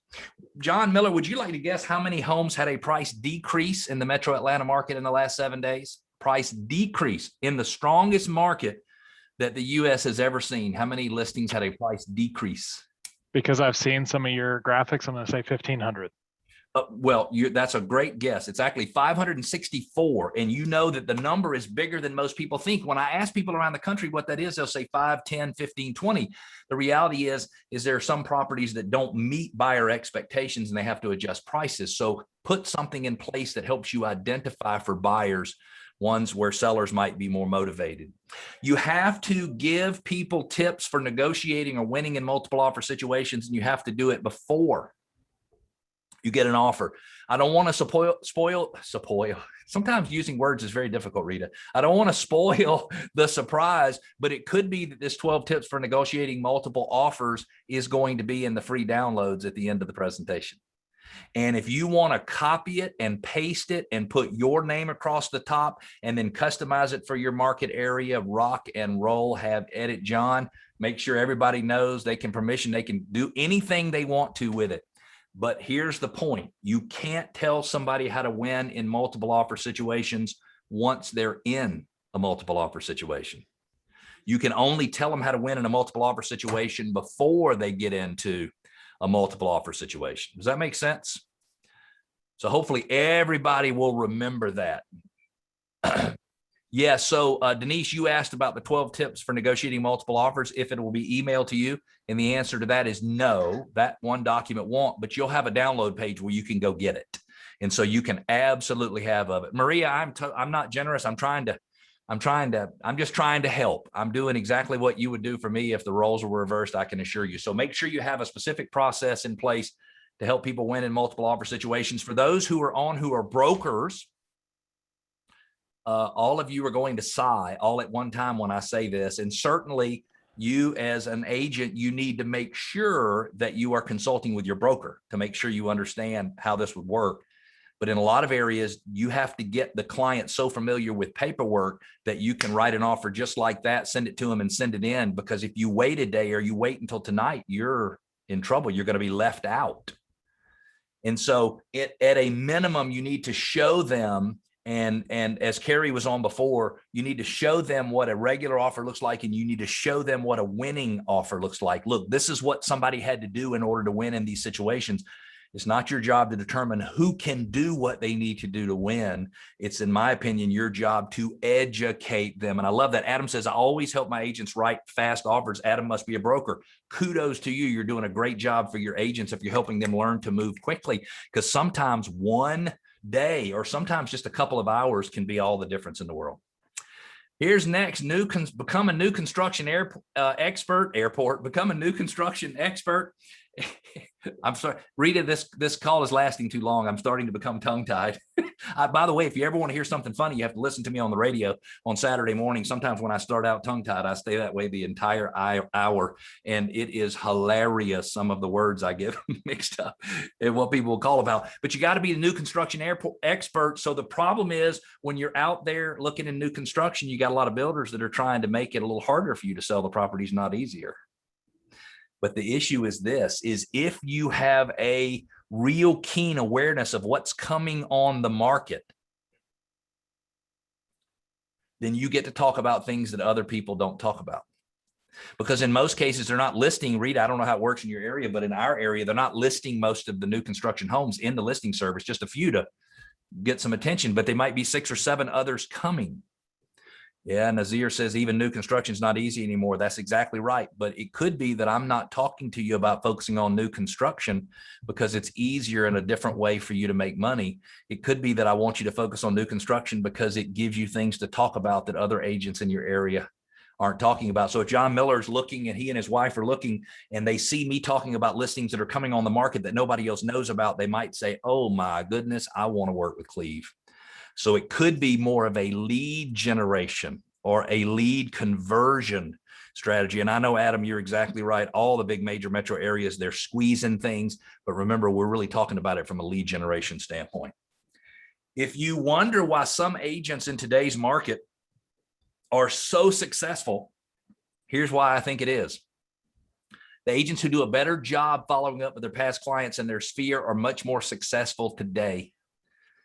And let me tell you why, if you're interested, and that is because the people who have done business with you before are the people who know you already trust you, which means it doesn't take much for you to get them to believe in what you're saying and what needs to be done. When you meet somebody, you produce the lead online, they don't know you from Adam. The reality is there's a little bit of a song and dance for a few days or a few weeks before they start to trust you. So if you have not done a good job of following up with past clients and sphere, I say renew your efforts in terms of past clients and sphere. And every single person that's a past client or in your sphere needs to be followed up with every 30 days, as Claire will tell you, because they are a C.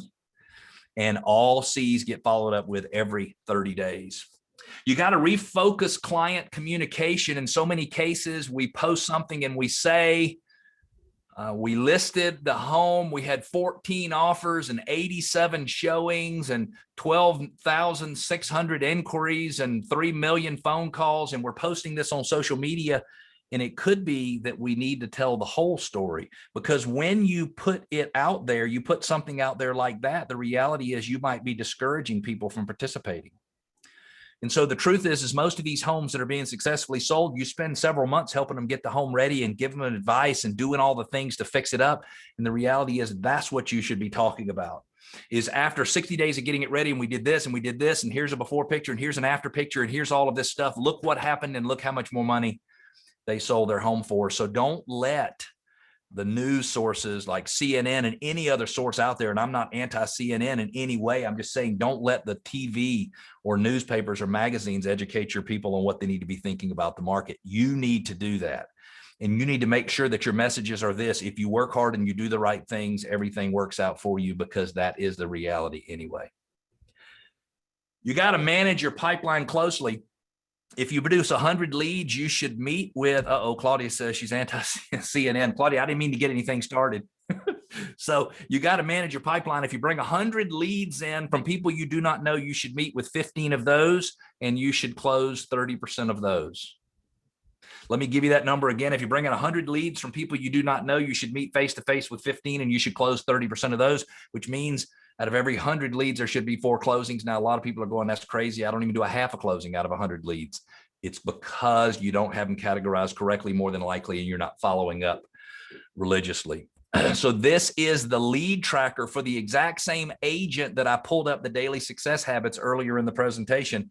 And it shows every single lead that's been entered into their database and where they came from and the property type and the price and whether or not they were added to a CRM.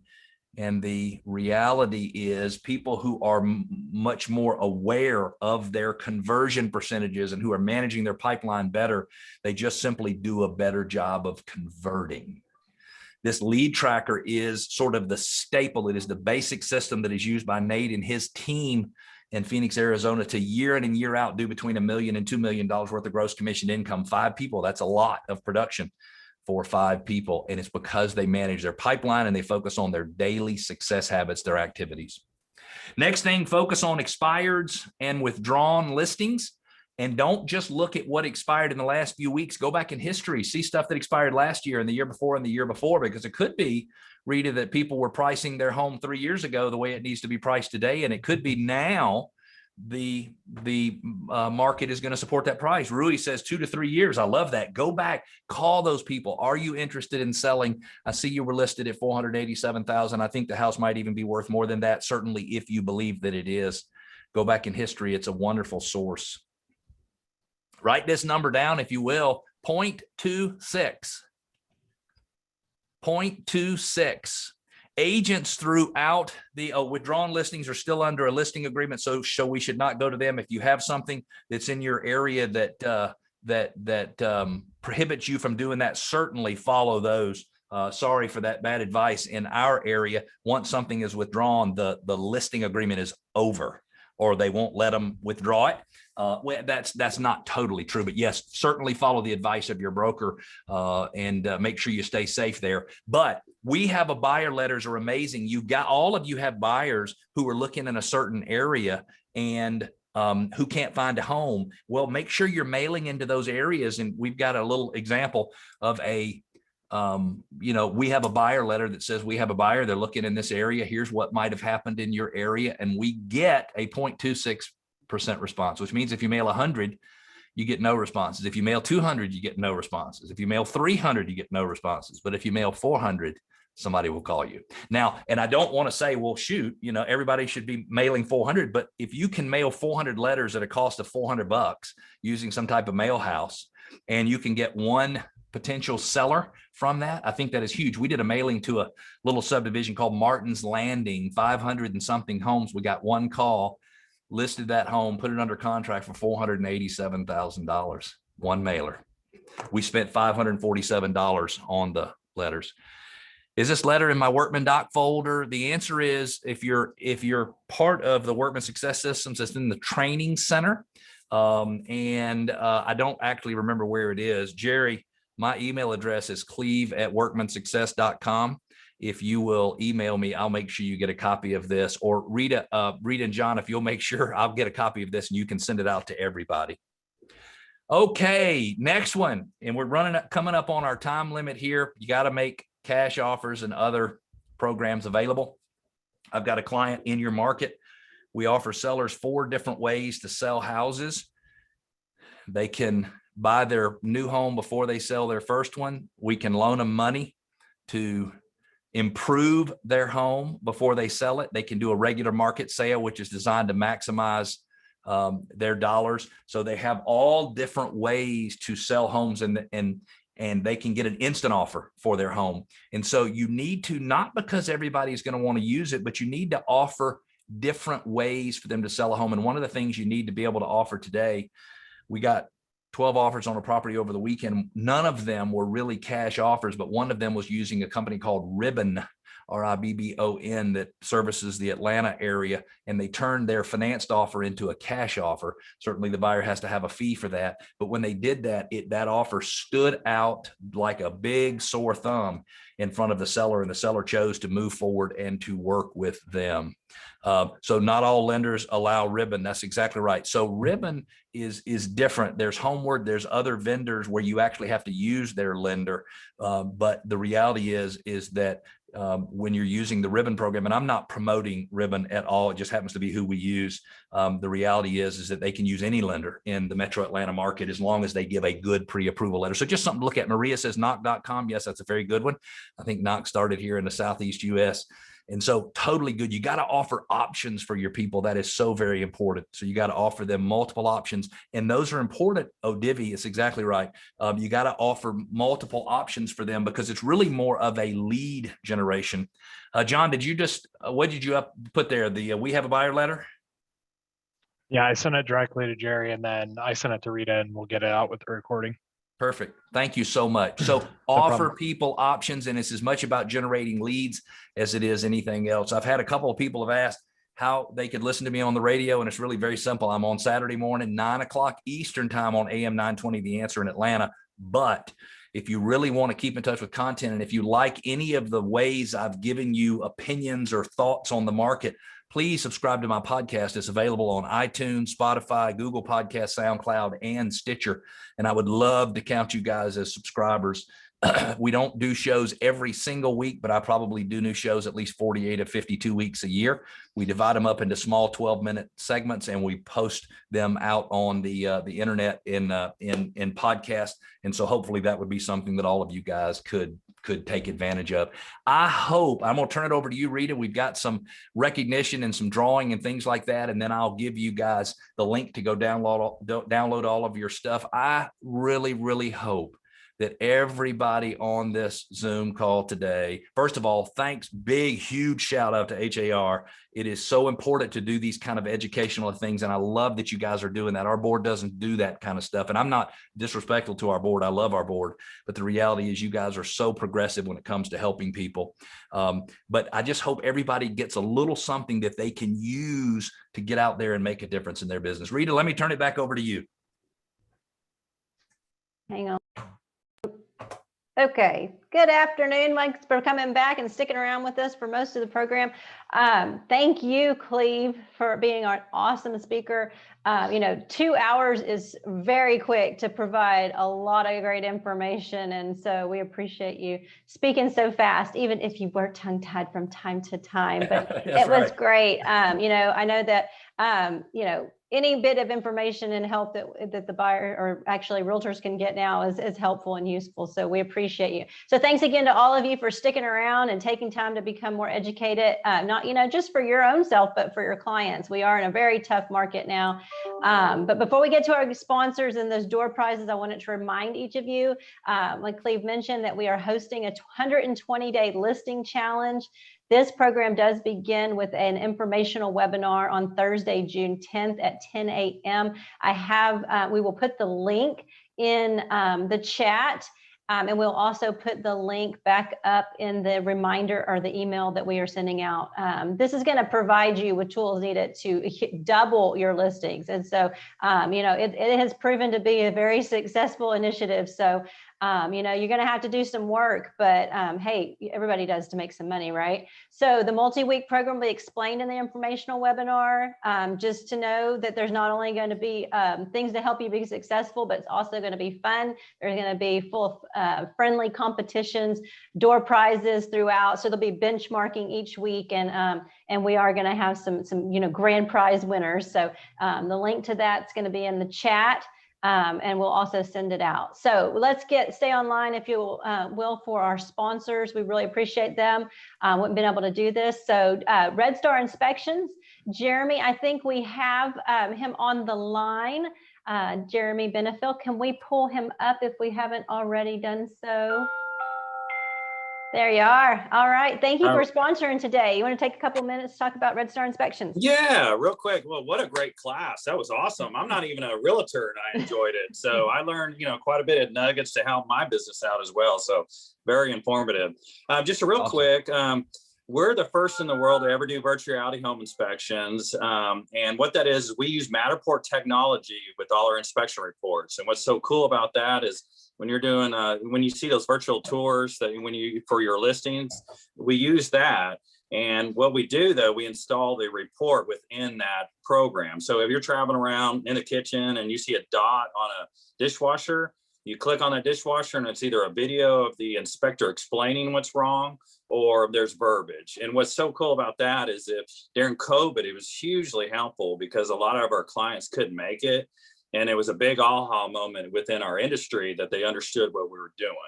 Another great thing about that product is when out-of-state buyers, it is awesome for them because there's a lot of them that can't make it. And when we do these inspections for them, they feel like they're there. So that's a huge benefit there. Another thing that we offer is we offer 90-day warranties that we pay on every inspection. So 2 months down the road, if they're living in their home and for some reason the water heater goes out, and that just happens sometimes, no matter how good our inspector is, it's covered, it's paid for.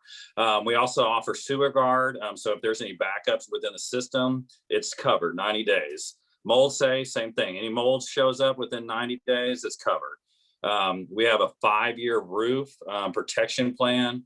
So that means if there's a storm that blows through 4 years from now and it rips some shingles off, you just call a number and they come out and fix it for free. Also, all our guys are termite certified. So we also offer a termite warranty. So if there's any, within 90 days, termites show up out of nowhere, we're covered, you're treated. So what's great about all these warranties, it protects our buyer and it protects us too. And it makes everybody happy if something happens. And then also what we do is we not only do termite, we do pool inspections. We do zip level inspection with all our home inspections. Zip level is measuring the foundation.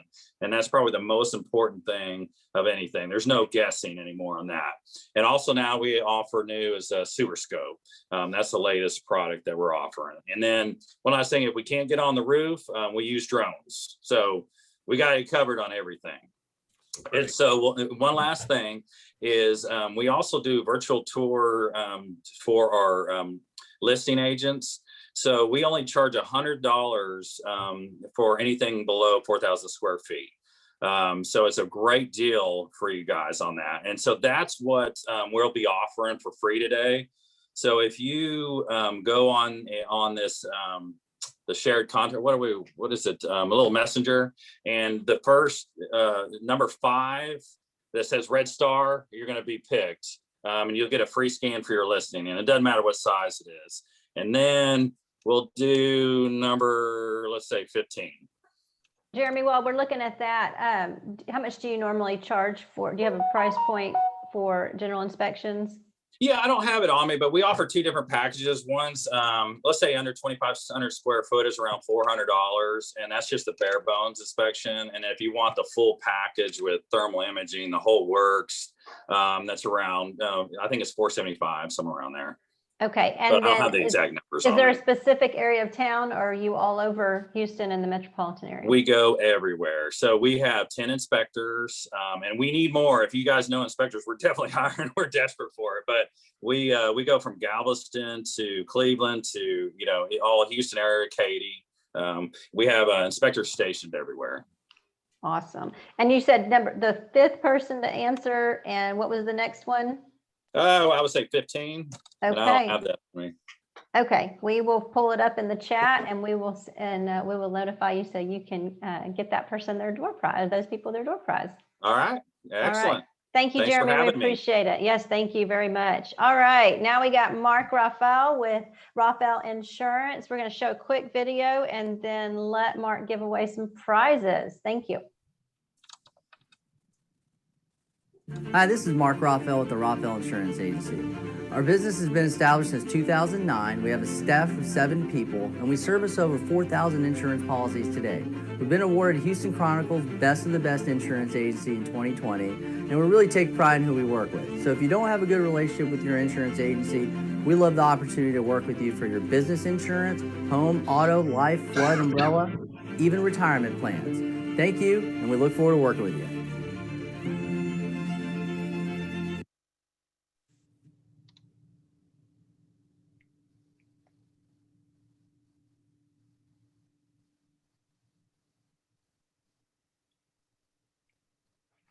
Hello, everybody. Take it away, Mark. Hi, thank you so much for having me. Thanks for the kind intro. I hope everybody's doing well today. Just want to take a moment to introduce myself. We've been an HAR supporter for, gosh, almost 8 years now, thanks to people like Rita and Araceli at HAR. Our office is located across the street from HAR Central, and we really take pride in who we work with. So if you don't have a good relationship with your insurance agent to tell clients about flood insurance for those that are moving down from other cities and states that don't know about our exposures, we love to build a good relationship with you. So with that being said, guys, I want to make it fun and throw 3 trivia questions out there for you. And we'll make it multiple choice. And the first one to answer, we will be raffling. So I insure a couple restaurants in town. So Zen Chow was started by blind chef Christine Ha, who won Iron Chef as a blind chef, and they created a restaurant in Houston. It's Vietnamese cuisine. We insure them in the city. Zen Chow will be one. We insure Urban Eats in the city, which I'll send that one as well. And then I'm Egyptian, so I imported art from Egypt. So we'll raffle off some Egyptian art with the gift cards today. So question number 1, what percentage of Greater Houston is in a flood zone? A, 25%, B, 50%, or C, 100%? And ooh, we got this 100% is the winner. You guys are quick. A lot of real estate agents got sued and lenders after Hurricane Harvey because emails were tracked saying you're not in a flood zone. Technically, we're all in a flood zone. It's just coined low risk versus high risk. Low risk, you don't have to obtain insurance. High risk, you do for lending. But with freeways, apartments, and being on the Gulf Coast, it could flood anywhere in Houston. So great answers, guys. Question number 2. Let's see. What is the standard FEMA flood insurance policy waiting period for a flood claim to pay out if you obtain insurance after closing versus if you obtain insurance the day of closing? So this is a 2-part question. The waiting period if you obtain flood insurance the day after closing versus the day of closing when you're financing your loan. So, and I think Araceli is going to put our contact info, guys, on there. And the ones that answer first, I believe either we're going to email them or they're going to email us, and we're going to make sure we send in the mail. But to answer, if you obtain a flood insurance policy the day of closing when there's financing, FEMA waives the waiting period. A lot of real estate agents don't know that. 0-day wait, even if there's a storm brewing and you're able to close. Now, if you obtain flood insurance the day after or any time after, guess what? 30-day standard waiting period. So you see a storm brewing, you call your insurance agent, you can obtain the coverage, but they won't pay out for 30 days. Last question. What was the average flood insurance payout after Hurricane Harvey for the claims? Was it A, $25,000, B, $55,000, or C, $94,000. You guys are correct. That answered C. $94,000 was the average Hurricane Harvey claim in Houston, in Greater Houston. So I will make sure, I think Araceli, let me look in comments. Araceli, Rita, if you don't mind maybe getting me the info of the people that answered first on those, I'll be, and I believe our info will be there. Guys, thank you so much for taking time out. If you have any questions, we're here to support you. Thank you, Mark. Thank you very much. Thanks to both our sponsors. And we will get you that information for the winners. So that's all for today. I hope to see each of you next week for the 120-day listing challenge. Rita, Do you have any questions? Yes. I just want to make sure the link to download everything, and I'm sorry, I should have given it out before the sponsors. I apologize. Is workmansuccess.com/HAR1. And you'll get the 12 tips for negotiating multiple offers, the full document for double your listings in 120 days, 6 tips for dealing with emotions, and then you'll get a little insight into how a very creative brokerage in Middle Tennessee does a seller motivation index. And you can see the green areas are where sellers will be more motivated, the yellows are where they're in the middle, and then the reds are, hey, you might want to stay away from there because the sellers won't be motivated. So you can get all that, workmansuccess.com/HAR1. Awesome. Yes, we will be sending out the links that were described today and discussed today in the chat, as well as by Cleve and John. And then we'll send out the contact information for our sponsors and information about the 120-day listing challenge. So if there's anything else, my email is rita@har.com. You can always shoot me an email. You can also call me, and I will put my cell phone number because I'm easiest to be contacted in the chat. And if you need anything, you're always welcome to contact me direct. I hope you had a great day today and have a great rest of the week. If you need anything, like I said, we're here for you guys. Have a great weekend. That's a wrap. Thanks, you. Thanks, guys. Have a great rest of your 2021.